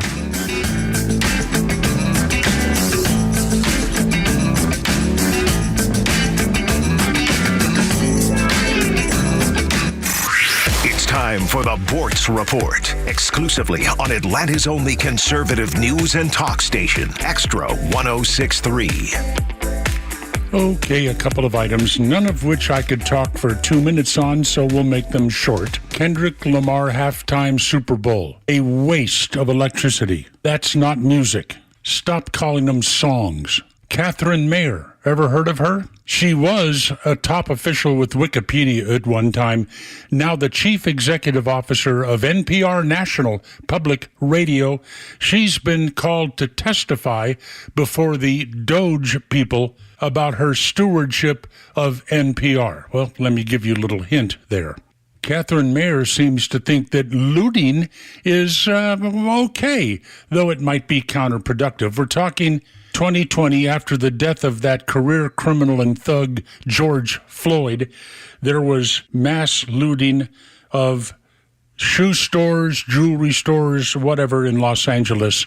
And Catherine Mayer weighed in on it. Here's what she had to say. I mean, sure, looting is counterproductive, but it's hard to be mad about protests not prioritizing the private property of a system of oppression founded on treating people's ancestors as private property. So there you go. That's what looting is to the CEO of National Public Radio. All these thugs are taking is the private property of a system of oppression that was founded on slavery. Can't make it up. This appeared on X, Twitter, recently under the name of somebody of no great importance.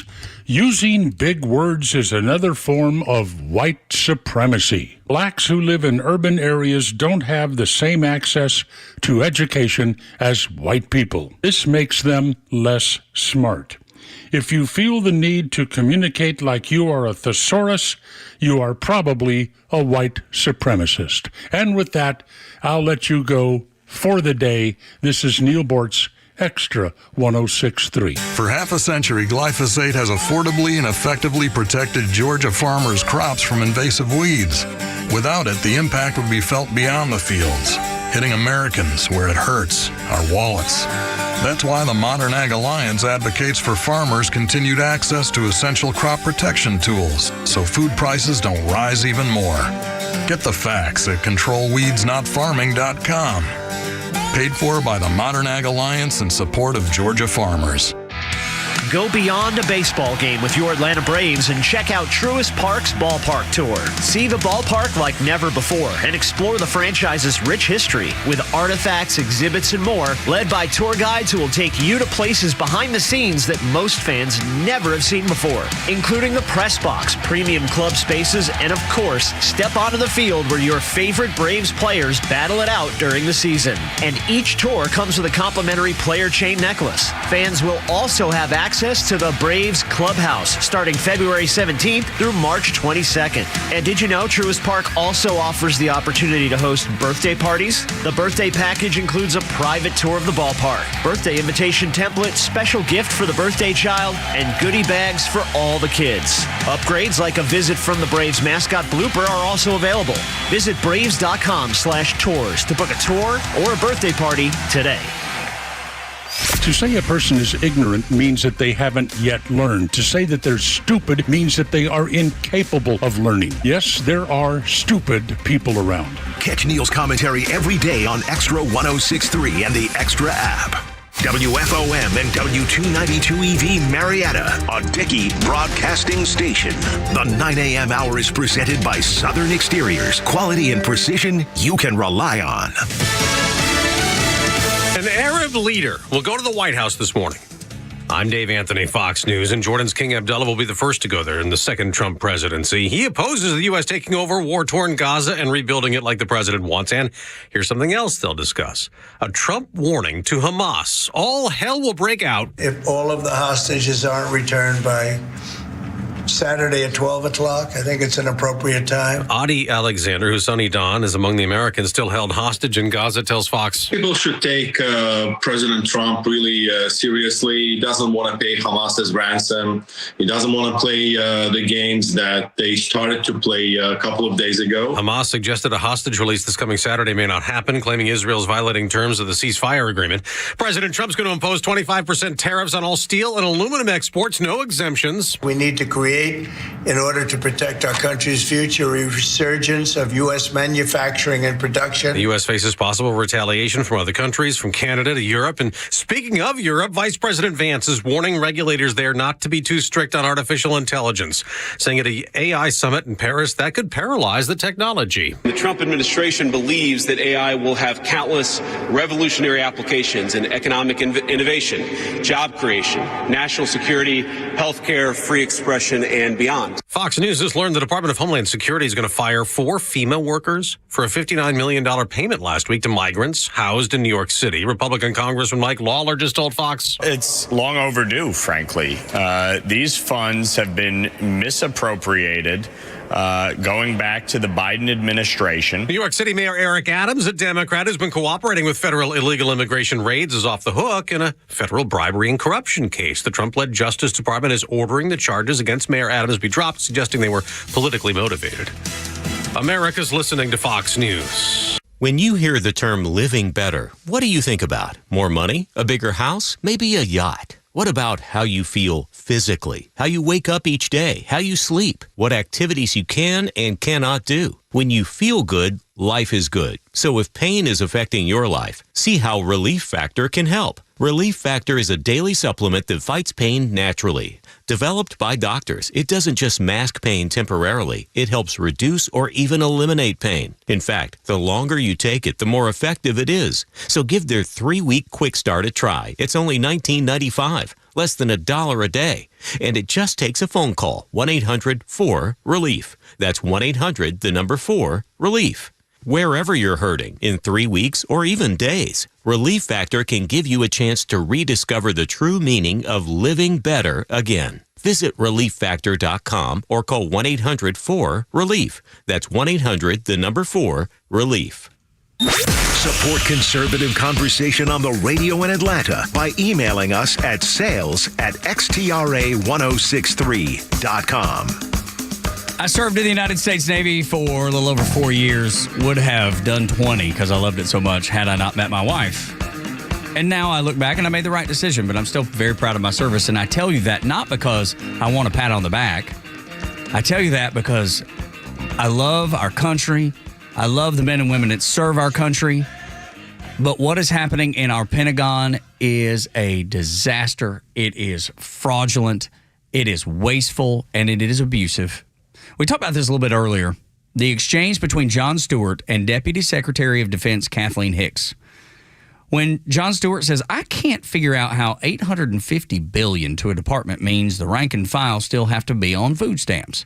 He was like, to me, that's corruption. And then Kathleen Hicks was like, well, you just don't understand. You This is a big project, so much going on. There's just no way for you to understand. He's like, you failed like 10 or 11 audits. What is there to understand? You have $850 billion you can't account for. How do you not have to explain yourself when I have to explain myself every April to the federal government? Why is the federal government exempt? Why are these bureaucrats exempt? And that's the thing that Jon Stewart was pointing out. Me and Jon Stewart don't agree politically. I bet there's very few things that Jon Stewart and I are in lockstep on.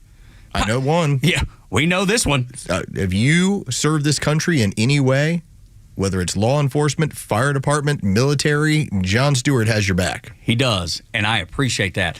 We can disagree on most everything else, and I will admire him for that. I will stand and salute him for that. And that's why I think this is so interesting. Why I think this is so important. We've had the USAID audit, if you will. I don't know if you call it audit.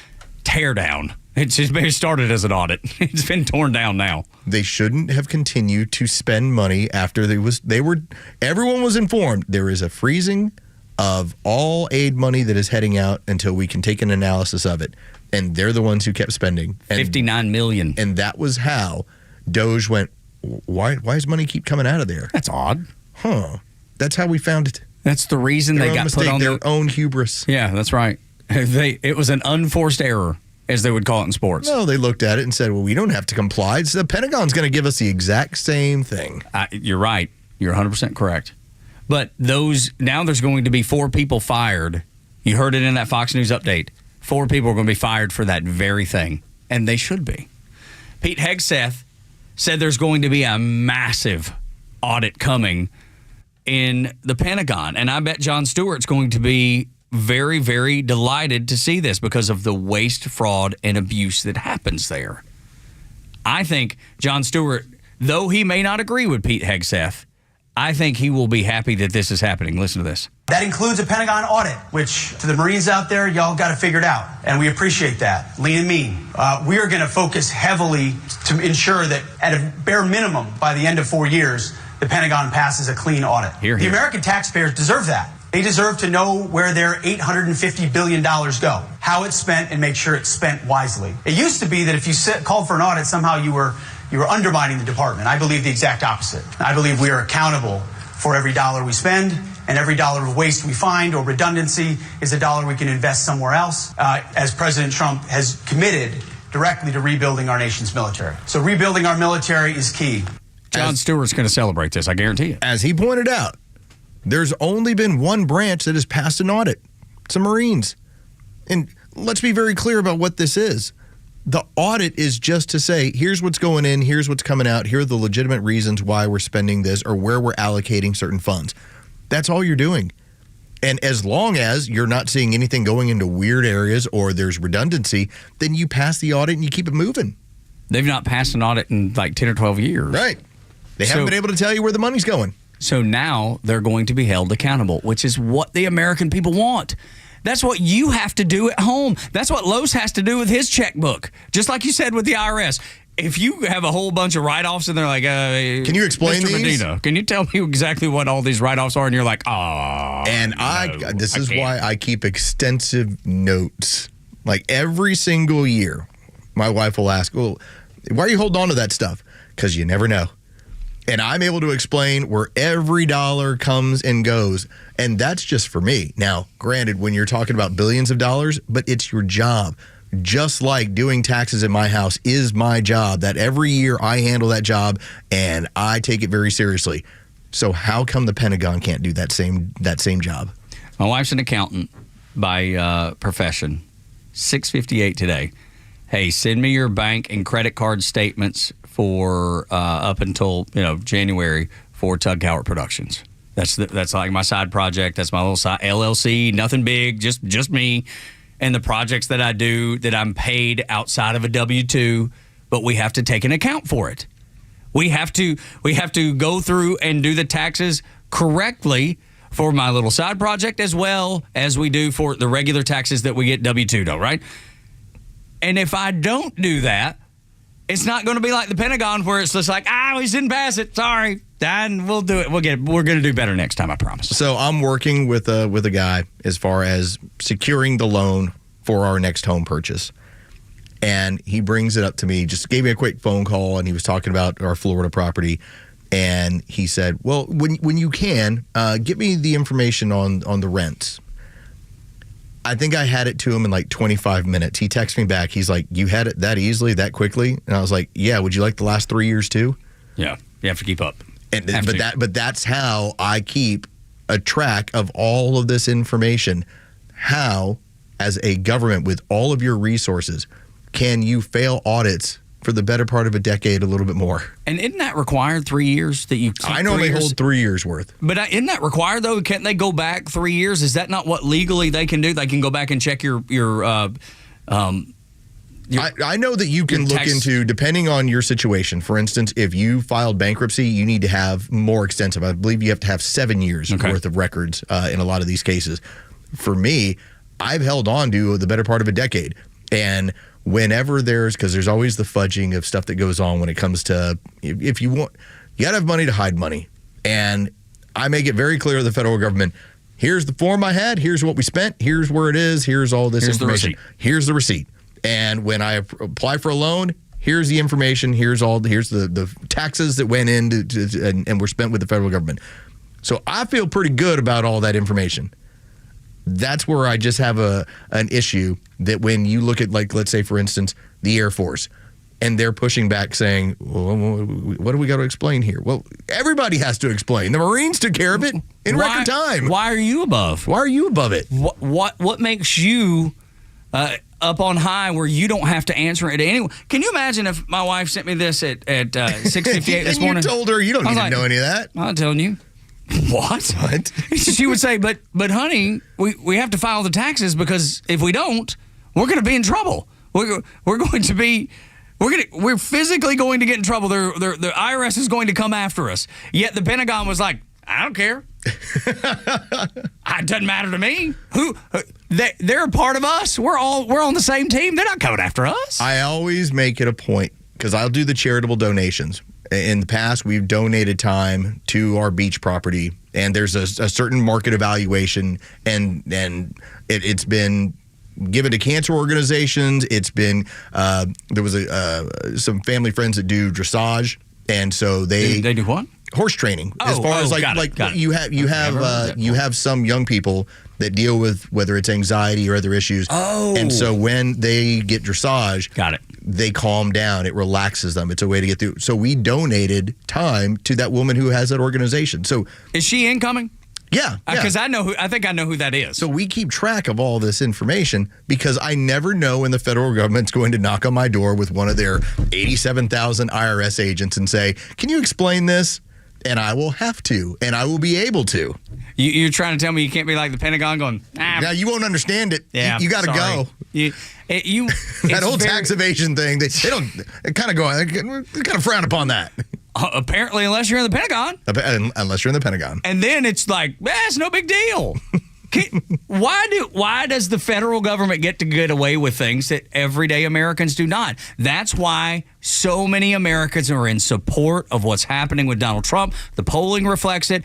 I support it. Lowe supports it. We all support it. Because why do they get to be treated better or different than anybody else? They don't anymore. If you missed the opening portion of the show, I talked about what has gone on since World War II, where you had the baby boomer generation, and then you had these people, as they got older, they were the counterculture of the 1960s into the 1970s. They were hitting their heads against the wall when it came to building in socialism into our country. It was being rejected outright everywhere. And then they decided, well, the only way, since we keep running into walls here, why don't we get inside the walls? Why don't we get into politics? So they've spent the better part of 60 years building these programs that were self-sustaining, especially in the last 2025, where we could cycle in one president or the next president or one House of Congress. Didn't matter. They weren't going to be able to touch the money that was being cycled amongst their communist organizations, their socialist organizations. Now that we can, that's why they're losing their minds. They spent 60 years building this. Can you imagine what the Pentagon files are going to be like? The Twitter files. Because Twitter files were so eye-opening of the filth that was in the federal government, what they were doing to censor you. The White House trying to tell big tech what you can and cannot say in regards to what they were pushing as far as vaccine or treatment or anything else along those lines. Dude, that is going to be minuscule compared to the Pentagon files. If you tell me that the Pentagon has spent, I don't know, $10 billion on a jet program, I'm going to say, okay, that's part of doing business. Gravity propulsion systems, anything that's the future. Drones, say, okay, that's what we're doing. It's when you tell me it was $1 million for a toilet seat. Is where I'm going to say, what happened to the other 995, $999,000? Because they're $12. Yeah, they're $12. So that's the thing that for me that's going to be irritating too, because it's there, and it's almost like, when you're waiting to get bad news, bad news is coming, and you're just sitting there waiting on it. You're just hoping you're not embarrassed by naval spending. Exactly. There's that little bit of me that's like, oh my God. Like, we have a new fleet of Blackhawks. You're going to say, okay, fine, cost of doing business. It's when you find the weird stuff. And who benefited? That'll be the big Pentagon files. Who was it that pocketed the other almost $10 million on the toilet seat or whatever it was, or $1 million on the toilet seat? We've talked about what goes on when we have these conflicts in these areas. That what will happen is we will force anyone that we're helping to buy our goods, buy our equipment, and then we send them that equipment. Where it's starting to show up and it's starting to really freak people out. I don't know if you've seen this in the last 24, 48 hours. The amount of American military hardware that's being found in Mexico and sold on the black market that got there, looks like via Ukraine. We sent them equipment that then they sold on the black market that ended up in Mexico. We've been seeing this for months and months and months. How shady is that? That's the sort of stuff that you're going to get that I believe is going to be shocking to the regular American, especially American veterans. Not listening to this show because we've talked about it so extensively and how, think about here's how I know beyond a shadow of a doubt, Los, that this Pentagon audit is going to blow people out of the water. How much equipment did we leave? Was it $80 billion that we left in Afghanistan for the Taliban to just take over? They didn't even bat an eye. No. It wasn't even front page news. I remember Donald Trump during That's the kind of waste that they're used to. During the campaign, he said how when they were having discussions about getting out of Afghanistan, they were talking about how much it was going to cost the American taxpayer, the Pentagon, to take that equipment out of there. And Donald Trump's argument was, well, how much is it going to cost us by leaving it there and letting our enemies have this higher-end equipment? And it ended up in Mexico being sold. Now, black markets. No doubt about it. You buy rocket launchers. We're the Democrats that are worried about you buying a 9mm when people can buy rocket launchers. But in the black market, the Ukrainians are selling our equipment. We're sending them. How about instead, they're mad that you found out about it. It's virtue signaling to the highest degree. Well, you shouldn't be able to buy weapons of war. How about a rocket launcher? Because that's available. How about actual military weapons of war? God, these people, man. I then ask you, well, what does the View think of all this stuff? Well, I'm glad you brought that up. Because they're concerned. Because that's who I go to for my sanity. They physically said that Donald Trump is going to ban particular artists from performing at the Super Bowl. You must hear Anna Navarro. I don't do sports. I don't. Today, Donald Trump is going to sign an executive order banning black people from halftime. All right. We often will point out how these are meant to keep your eye off the ball. We were joking around yesterday, and we even talked about it during a break. Why do we have a Gulf of America? To keep them off balance. Because it keeps them off balance. It gets them upset. It's Trump using their own tactics against them. Because that is a tactic. You're busy sitting there arguing, what do you mean you're going to do this? What's the interesting part about The View is oftentimes they will feed their audience some of those bouncing ball tactics, things that don't matter, so that they're all upset and they're all worked up. It's like, wait a minute. Why are you telling your audience to keep their eye off the ball? Because it's beneficial for them not to pay attention to stuff. When I brought up the spending cuts with my wife, I don't think she'd ever heard of them. The USAID? Yeah. Oh, wow. I feel like I know what you're saying is right. She'd heard of Gulf of America. Yeah, of course, because that keeps her off balance. She was worked up about that. That was Trump using that tactic against the Democrats. 59 million That's going right. from FEMA to keep illegals in hotels. Never heard of it. Had no idea.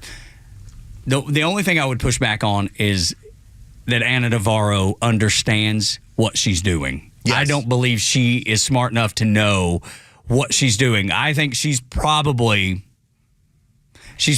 buys into her own BS. I'm not saying no one on The View is smart enough to do it, but by and large, I don't think that's what they're doing. So this is Joe Rogan. He's going to talk about why Ana Navarro says these sort of things and why we have these tactics to get used. Take a listen as to the reason why you keep the Democrats chasing their tails. It shouldn't be controversial to want to audit our budget. No. Americans have it's wanted not this forever. Just the money being spent. It's what it's being spent for and what's going on, which is an enormous propaganda machine. Yeah. Like a big part of the whole left-wing narrative that has like overlaid our country over the last, 8 years, 10 years, is all propaganda funded by our own government. That's like right. This is why Trump won the election. People don't really believe in these things. The amount of people that think that transgender biological males should be competing against your daughter in sports is so small. Yeah. But yet our own government was propping it up. And why are they propping it up? Because it's a beach ball at a concert. You keep it tossing up in the air and everybody's distracted. As long as you can keep a few things going, here's the things you got to keep going. Abortion, right? Overturning Roe v. Wade is so great for business. Yeah. Because now it's like a battle, the battlegrounds and women's rights and their lives are at stake. Okay, that's one. Gay marriage, that's a huge one. They're going to take away gay marriage. Oh my God, bounce that beach ball. That's a gigantic one. War is a giant one. All these different things are just beach balls, and they toss them around every now and again. In the meanwhile, they're just siphoning billions of dollars. Zelensky just said he's missing $100 billion in the $177 billion. That is exactly it. So true. They keep you looking at this stuff. Ana Navarro's throwing that out there to keep your audience thinking about, well, are they going to try and get rid of black artists at the Super Bowl? Meanwhile, you don't recognize that they're stealing money out of your pocket and they're sending it to different places. That's why she does it. That's why they do it on The View. And Joe Rogan had knocked it out of the park with that. He nailed it. Like you said, we were talking about this exact same thing in a break earlier. And you're like, we got to play that cut because Joe hits it out of the park. But how many of your friends are watching the beach ball be popped up into the air? Lowe said his wife was. My sweet wife even brought up the Gulf of America. She's like, why do we got to do that? And I was like, that is Trump using the Democrats' strategy against them. The same way that Ana Navarro is trying to use. But the fun part is she's using it on her own voters rather than actually getting into what's really going on. You throw out silly stuff so that they don't know what's going on. War is not won with compromise. We didn't compromise in World War II. That's the last war we won. We didn't compromise. We used might. That's how we'll win the next war, too. And there is someone who has finally figured this out, and I hope more people are listening to him next on Extra 106.3. Hey, it's Flounder, and The Kimmer Show is live every afternoon from 3 to 6 p.m. Ty tweeted, I'd rather not entrust space travel to a guy who does a Nazi salute. To which EB responded by tweeting a pic of NASA rocket scientist Werner von Braun standing in front of models of his Saturn rockets with the caption, boy, do I have news for you. An actual Nazi. The Kimmer Show, every afternoon from 3 to 6 p.m. on Extra 106.3 and the Extra app. Advisory services offered through Master Plan Retirement Consultants, Inc., a registered investment advisory in the state of Georgia. Insurance, tax, and commodity services offered through Fricks & Associates, Inc., DBA Master Plan Retirement Consultants. The aforementioned are affiliated companies. Retirement means different things to different people. Some folks want to travel the world. Some folks want to spend more time with grandkids. For me, I'm looking forward to spending more time with my guitar. Whether extravagant and robust or simple and cozy, every retirement needs a plan. You wouldn't take a trip without directions. You have to know where you are before you know where you're going. Master Plan Retirement Consultants have helped many like you plan for their own retirement. Not only does Master Plan help you create the roadmap, they join you on the journey. So whether you want to travel the world, become a pickleball champ, or just looking for a good porch, a sturdy rocking chair, and an acoustic guitar, remember to plan well because the destination is worth it. Visit masterplanretired.com to schedule your complimentary consultation today. Hey, it's a Kimmer. Okay, you're driving along. Suddenly you hear that horrible sound of metal and crunching. It's an accident. Even if it's a little minor fender bender, man, that could be a nightmare. First, obviously, take care of yourself. But before you make a deal with an insurance company or anybody else, call David Van Sant with Van Sant Law. You know why? Because he used to work for the insurance company, so he knows how to get the right settlement and right away. Van Sant Law. Don't forget, if you don't get paid, they don't get paid. Protecting your interests. Insurance is great, but it's complicated. 855-GA-INJURY or vansantlaw.com. Neil Borch here. Maybe you've already taken the steps to improve your health, maybe save your life. You're using a CPAP for your sleep apnea. I've been using one for well over 20 years. So right now I'm here to tell you about a source for CPAPs and CPAP supplies here in the Atlanta area. CPAPs, etc. They're in Alpharetta. They have whatever you need. Roddy and Sharon are your CPAP experts, and they'll ship nationwide. More information, CPAPs.etc.com. Are you tired of dealing with loud, ugly, drafty garage doors? Do you have certain rooms in the house that you can't keep cool in the summer or warm in the winter? Hi, I'm Dan Watkins with All Four Seasons Garage, Entry Doors, and Windows. Now is a great time to upgrade with brand new, efficient, quiet, and beautiful garage doors. Your garage door is the biggest opening in your home, which is why it's such an important part of your home's curb appeal and energy efficiency. Give us a call today at 770-517-7078. Get started today by visiting us at allfourseasonsgarages.com. Well, here we are, already a month into the new year. I hope you have some travel plans in the works. And as much as I'd like to think otherwise, things don't always go according to plan, at least in my family. That's why, no matter where you're headed, the one thing you don't want to forget to pack is Jace Go. We've all been there, far from home, maybe in an unfamiliar place, maybe, overseas or just up in the mountains in a tent. And suddenly you're dealing with a travel snag about a food poisoning, an ear infection. Somebody has the unexpected hiccup or, they've got a fever. With Jace Go, you don't have to worry about any of it. It's compact, reliable case filled with emergency travel medications designed to keep you prepared. It's all about peace of mind. Whether you're miles from the nearest pharmacy, navigating a new country, or facing a language barrier, Jace Go ensures you're covered. So this year, travel smarter, stay prepared. With Jace Go, you'll have the right medications ready to go the second you need them. Go to jace.com/go. Enter the promo code BECK and make sure you have the right meds the moment you need them. Remember, jace.com/go. The stories that matter to you. These are your Georgia headlines. Good morning. Here are your headlines for Tuesday, February 11, 2025. A month's worth of rain is expected to hit the Atlanta area. Scattered showers before more widespread rain will hit this afternoon. Another round of heavy rains will come in on Wednesday. Most every county in the area has already been issued a flood watch. The chief judge of the largest federal trial court in Georgia is retiring, giving President Donald Trump his first opportunity during his second term to appoint a federal judge in this state. Chief U.S. District Judge Timothy Batten Sr. announced that he will retire in May when he turns 65 and becomes eligible. Governor Brian Kemp's push to rewrite the Georgia legislation litigation rules for lawsuits has passed through a Senate Judiciary Committee 8-3. The decades-long feud over litigation rules hopes to bring down the costs and help curb rising insurance premiums. For your headlines, I'm Carlos Medina. 9 o'clock hours brought to you by Southern Exteriors. Anything to do with the outside of your home, they can take care of for you right now. Any job you do, windows, doors, sidings, roof, millwork, screening in a back deck, any of that stuff, they'll give you 10% off, no matter how big the job. Or you can take 0% financing for 12 months to pay for it. However it fits best for you, they will do. So call them now, 8779-SOUTHERN. Or southernexteriors.co. It's southernexteriors.co. I've long thought that our military has been programmed to do the wrong thing. We have the might to win wars, and we have people in the Pentagon, not those wearing suits anymore that have lost their way, but there are men and women on the ground who know how to win wars, and it has nothing to do with compromise. I hear that, and I'm like, compromise? What are you talking about? Do you think that we compromised with anybody when we dropped the bombs on Nagasaki and Hiroshima? We didn't compromise with a soul. No, it was a different kind of compromise. We ended the war is what we did, because might is what it takes to end wars. Does that hurt to say out loud? Probably for some people, but it is the truth. Oh, peace is secured through the use or the threat of force. That's exactly right. And I want you to hear It was a Pierce Morgan show.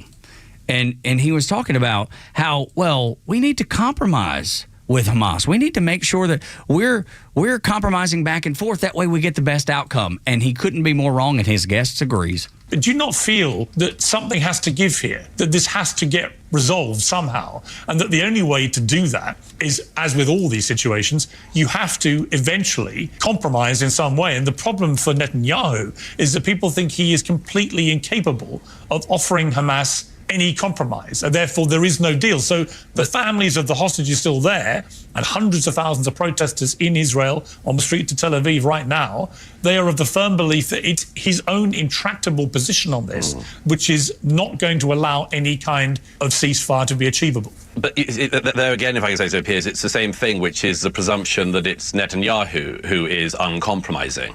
We end up with this, again, because Netanyahu is a democratically elected leader, and so it's assumed that some pressure can be brought to bear on him. In my view, it is not Netanyahu who's uncompromising. It's Hamas that's uncompromising. They could have handed back the hostages last October. They could have not done this. I mean, they could have tried to build a state since 2005, when Israel withdrew from the Gaza, and handed the place over to them. Hamas could have used the billions of dollars and pounds and euros that British and European and American taxpayers gave them since 2006. They could have used those billions of dollars to build up Gaza. They could have made a booming, in the good sense of the term, Mediterranean paradise. They could have created wealth for their people. But you know what they did? They built down instead of upwards. They built a tunnel network bigger than the London Underground for all of those years, and they squirreled away the money, just like Yasser Arafat did before them, and they made themselves rich. Why was Ismail Haniyeh? Why? Why did they do that? Because it was never about compromising. It was about the destruction of Israel. It is in their charter documents, our stated goal. Hamas's stated goal is to wipe Israel off the face of the map. Why would they compromise? They have nothing to compromise about. They have a goal, and their goal is in their founding documents. They're not compromising. Palestinians voted for this leadership. I'd be curious, now that their homes are all wrecked, destroyed, and the leadership is a large amount been killed, been targeted.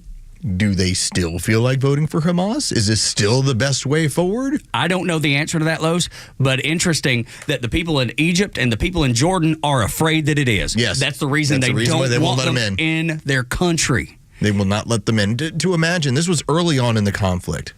After we had the attacks on Israel, there was a story about a piping system that was given to provide fresh water to the Palestinian people. That piping system that had been donated, that had been sent over there, was used to create rockets. Rather than actually using this piping system to bring fresh water into the region, it was used to create rockets. How do you stop that mentality other than smashing it? Smashing it to bits. I don't know a way that you do. I don't know how else you do it.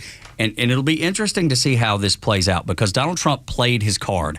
He laid his negotiating chip on the table. He said, either A, y'all do it, Egypt, Saudi Arabia, Jordan, Arab nations, y'all do it, or I'm going to.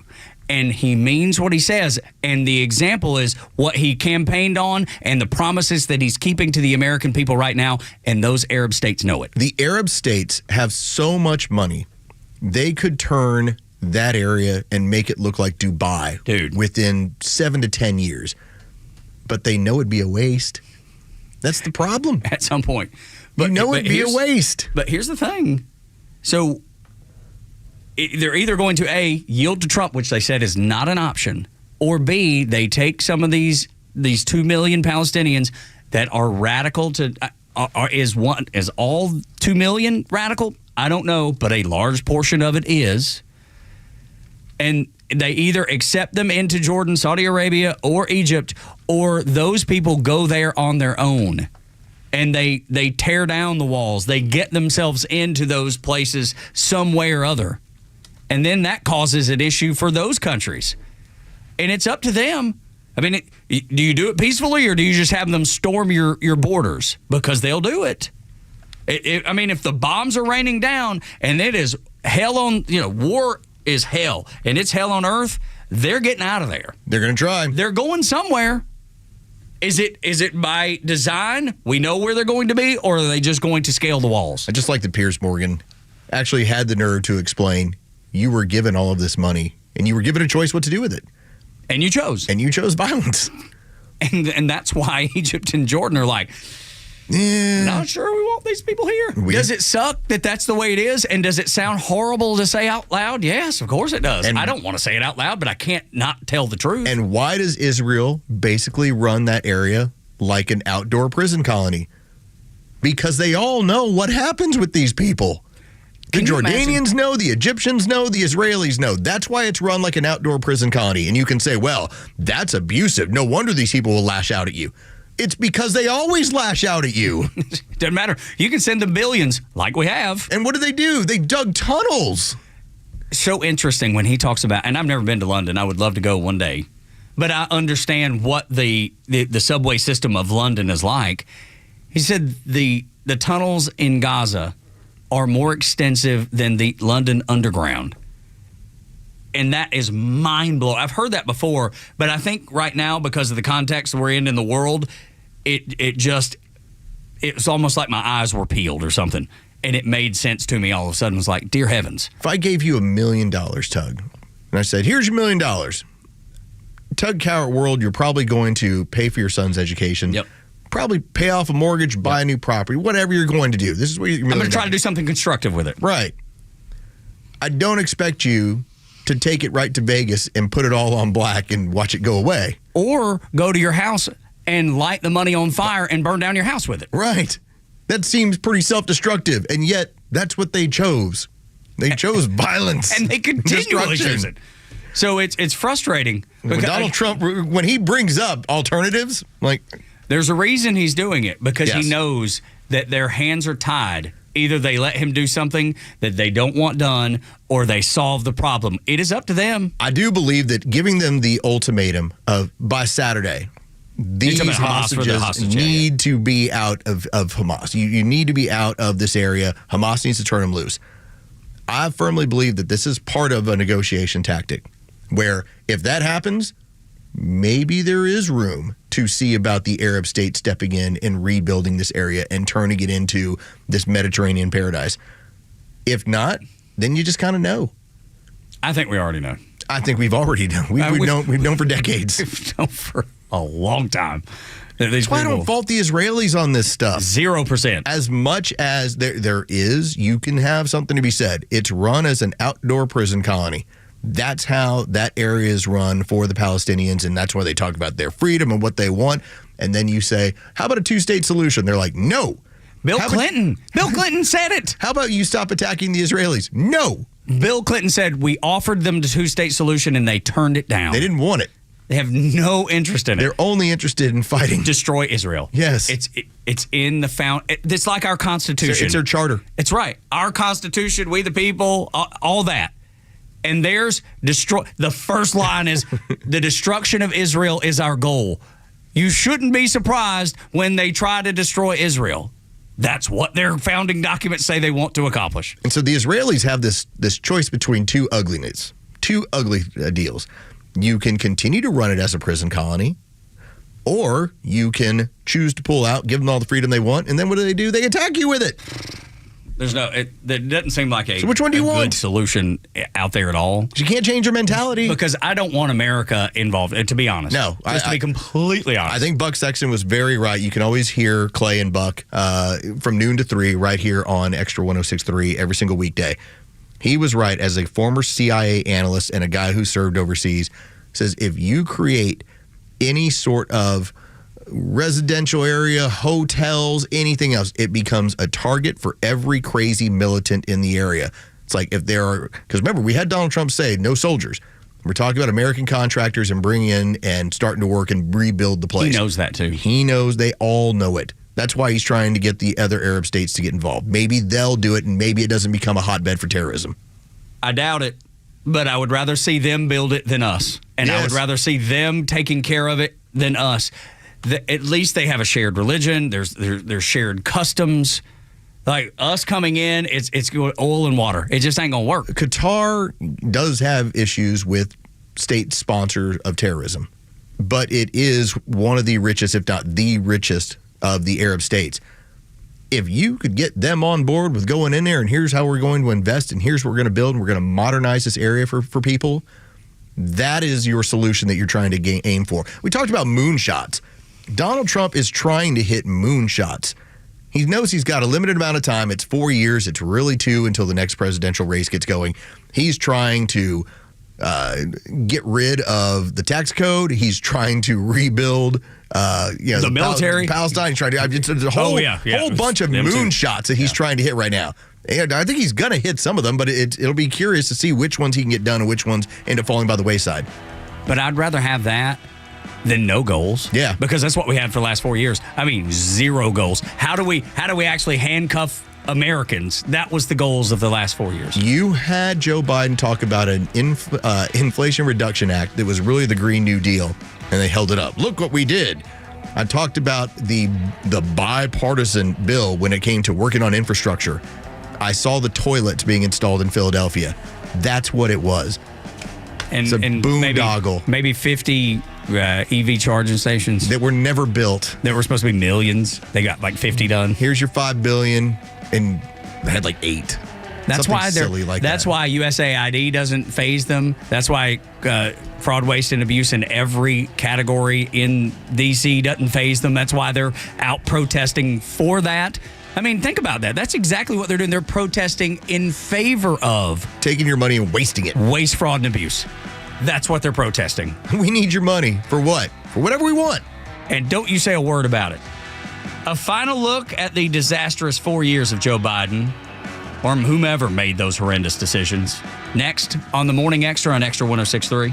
The latest sports news, powered by 680 The Fan and driven to extra listeners by RBM of Atlanta in Sandy Springs, Atlanta's Mercedes-Benz connection since 1964. The Atlanta Hawks have won 3 in a row with their 112-106 win against the Orlando Magic last night. 2 Orlando players dropped 30 pieces with 31 points from Paolo Banchero and 37 from Franz Wagner, but the Hawks kept the rest of the Magic players from scoring double-digit figures. Trae Young led the Hawks in scoring and assists with 19 and 8. This comes off the announcement that Trae Young will be replacing the injured Giannis Antetokounmpo in the All-Star game. Atlanta moves into 8th in the East with a 26-28 record. They play the Knicks next tomorrow in New York. For Extra 106.3 Sports, I'm Joe Virgin. Join A Second Chance Bail Bond CEO Daniel Madelon and host Tug Coward for the weekly radio show Back Your Blue. They will highlight special initiatives, criminal justice programs, and community events aimed at keeping our communities safer. Tune in Saturdays at 10 a.m. to learn some good news about and from the law enforcement and justice communities. This week's guests are Brian Whidbey and Christy Canner of the GBI Cold Case Division. Tune in on Saturdays or catch up on all past episodes wherever you get your podcasts or at thepodcastpark.com. No one plans on going to jail, but when it happens, it's important that you know who to call. Call A Second Chance Bail Bonds, where we believe everyone deserves a second chance. Whether your loved one's been arrested in Cherokee, Clayton, or any of the other metro Atlanta counties in between, A Second Chance Bail Bonds works fast to help expedite release within hours. A Second Chance. It's better to know us and not need us than need us and not know us. Call A Second Chance 24/7 at 404-BAIL-OUT or online at atlbail.com. Hey, homeowners, it's Flounder, and I'm here to keep you warm. Well, I won't, but my friends at Dobbs Heating and Air will. As a new homeowner myself, I prefer working with local, family-owned companies who value what matters to me and treats my home like it's their own. The Dobbs family have a passion for what they do, and taking care of people is their primary goal. So if your home needs help staying warm right now, call Dobbs Heating and Air and experience the Dobbs difference. And check them out online at dobbshvac.com. Attention Warriors, are you a veteran ready to navigate to success after service? Tune in to the Warrior Alliance Network. Join us as we spotlight inspiring stories, provide essential resources, and connect you with a community dedicated to empowering veterans. From career advice to health and wellness tips, the Warrior Alliance Network is your go-to hub for post-service success. Tune in Saturday mornings at 11 a.m. on Extra 106.3. Join us on the mission, the Warrior Alliance Network, where warriors thrive together. Visit us at thewarrioralliance.org for more information. Troop Prep on Cobb Parkway is your one-stop shop for emergency preparedness supplies, including freeze-dried food, water filtration, first aid, and more. They also have a large selection of firearms, including a huge selection of AR-15s, firearm accessories, and ammo at the lowest prices around. They're locally owned and operated, and you can visit their store in Marietta on Cobb Parkway or online at trueprep.com. That's TRUprep.com. Prepare today for a worry-free tomorrow at True Prep. Convenience is defined as the state of being able to proceed with something with little effort or difficulty. Well, at RBM of Atlanta, we embody this philosophy. Meet our Mercedes-Benz pickup and delivery service. It gives you back time and money. Does your Mercedes-Benz need service? If so, we'll pick up your vehicle that's requiring service from your home or office and bring it back to our dealership for the required service. With over 100 appointments available every weekday, over 50 appointments on Saturdays, and more than 200 courtesy vehicles in our fleet, we're here to serve. We'll work around your schedule. We're here to save you time, energy, and money. RBM of Atlanta is a J.D. Power 2023 Diamond Dealer of Excellence for the customer sales experience and Georgia's only 9-time Mercedes-Benz Best of the Best winner. We're proud to be Atlanta's Mercedes-Benz connection since 1964. Pickup and delivery service restrictions do apply. Ask your service coordinator or service advisor for details.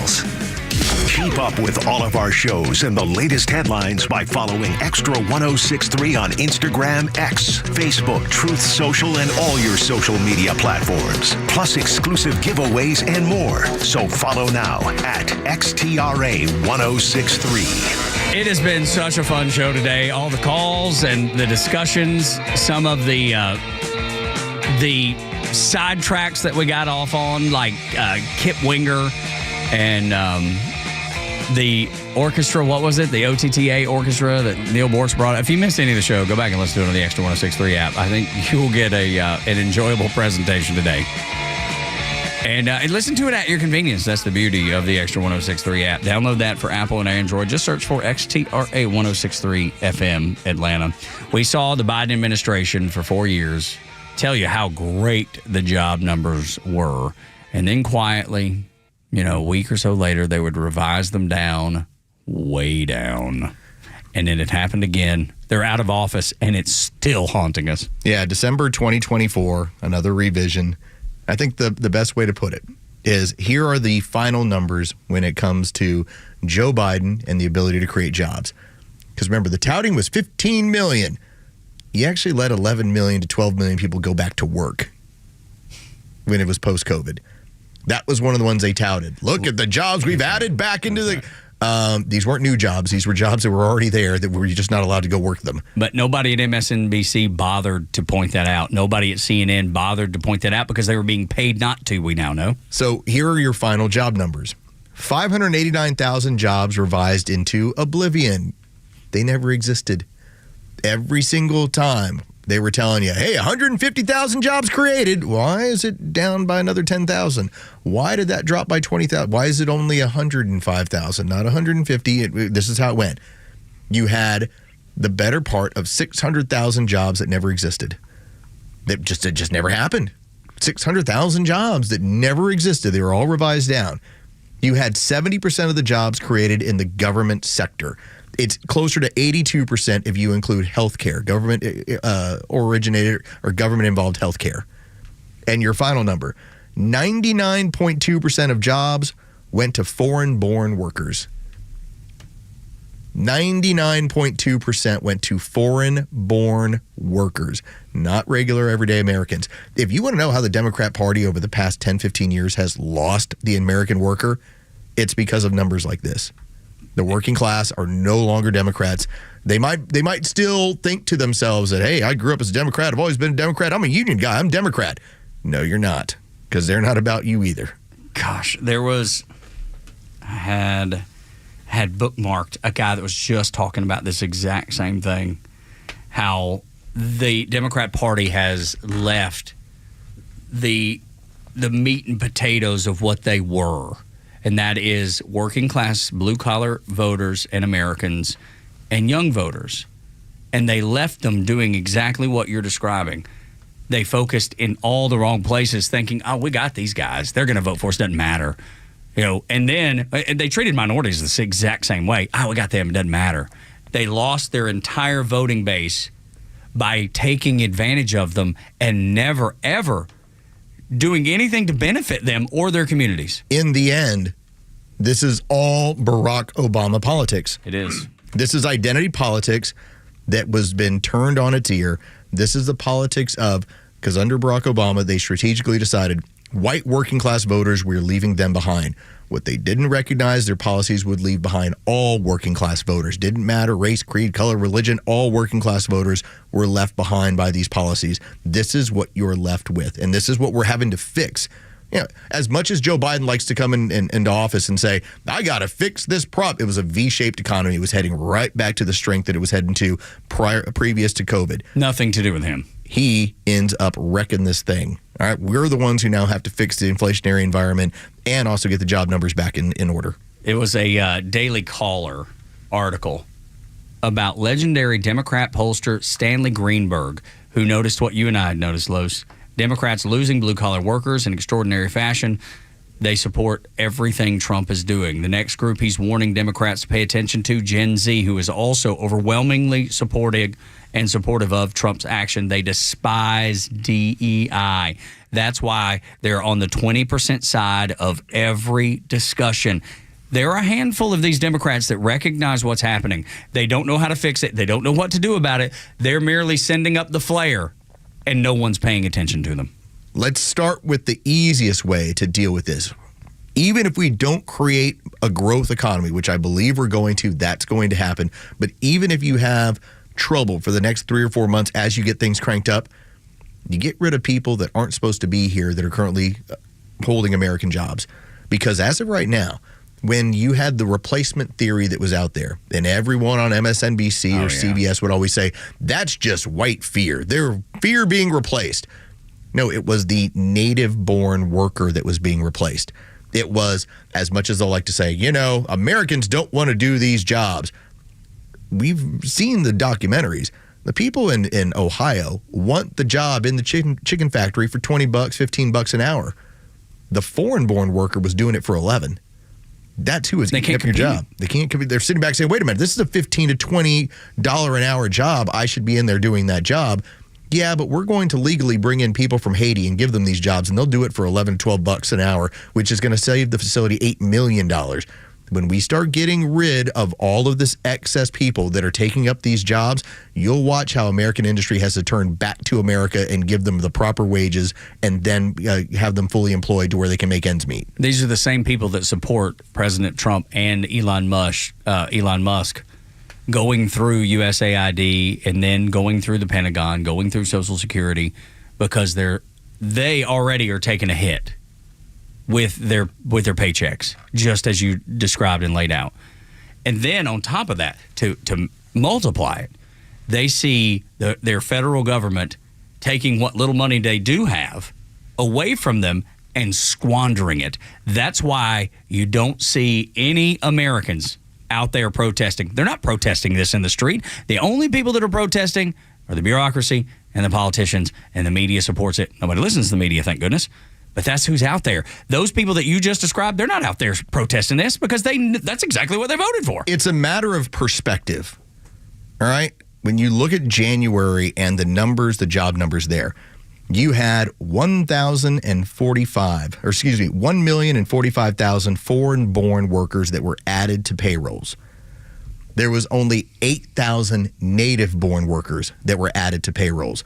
Well, when you have an entire group of people that are here, that their standard of living from wherever they came from is nowhere near the American standard of living, man, they feel pretty good. They're backing a lot of this stuff. 1 million of them getting these new jobs. They're paying me $10 an hour, $11 an hour. This is great in comparison. It's not even. You don't even see that. We're living in squalor, right? But that other person who is an American, who 5-6 years ago in Trump's economy was making $25 an hour, now they can't find a position that'll pay them more than 15 because they're having to compete against a foreign worker who will take 10. All right, this is the problem. And the Democrats are like, and they're like, sorry, no help for you. And you know what? Our job numbers look good, though, and we keep growing the government. That's right. It's a shell game. Yes, it is a shell game.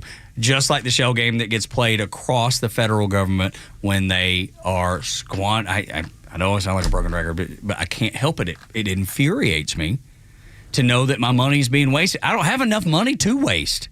And these people are wasting it and are just fine. They're mad at me. They're mad at you for pointing noticing out the it. waste. They're mad at Elon Musk for pulling the rug out from under them. Mark Cuban was not wrong when he talked about it in 2017. No, he wasn't. He said if we're able to downsize the overall size of government, he talked about a third of government going away. He talked about a third, if not more, of spending. He said there will be more tax money available for Americans who need our help or need our assistance. Right now, if you haven't just been able to use Hawaii or California or North Carolina as a perfect example of how this actually plays out in real world, I can't give you a better one. And I think Americans who need help, and there's no help to be given because that's been allocated to people that are not supposed to be here and wasted. And we saw 4 people get fired today or will be fired today for sending $59 million of FEMA money, just like Los is talking about, to New York City to house illegal immigrants. $59 million. Because they're in an emergency situation there with people that they don't know what to do. Those people in North Carolina, that's not an emergency. They don't know how to house them. Those people in California, that's not an They'll emergency. put them in 4-star hotels rather than you staying in a tent in North Carolina because the federal government's not willing to help you at all because you're an American and typically you don't vote the right way according to them. Sorry about your luck. We can't help it. That's what we want to see go. But we're fixing it. Yeah. We're going to come help you. That's right. Yeah. Well, that's because you voted for that change. And it is happening. And they're melting down over it. And I'm here to see it. It puts a smile on my face every day when I see those fools protesting in front of the Treasury. We are going to fix this because the Teachers Lounge is no longer in charge. That'll do it for us. Appreciate you being here. Back next. After that, Clay and Buck. Then the local afternoon show with the Kimmer, Pete, and Flounder 3 until 6 for Los and Board Op Captain Goey, Virgin River. My name is Tug. Y'all come back now. You hear?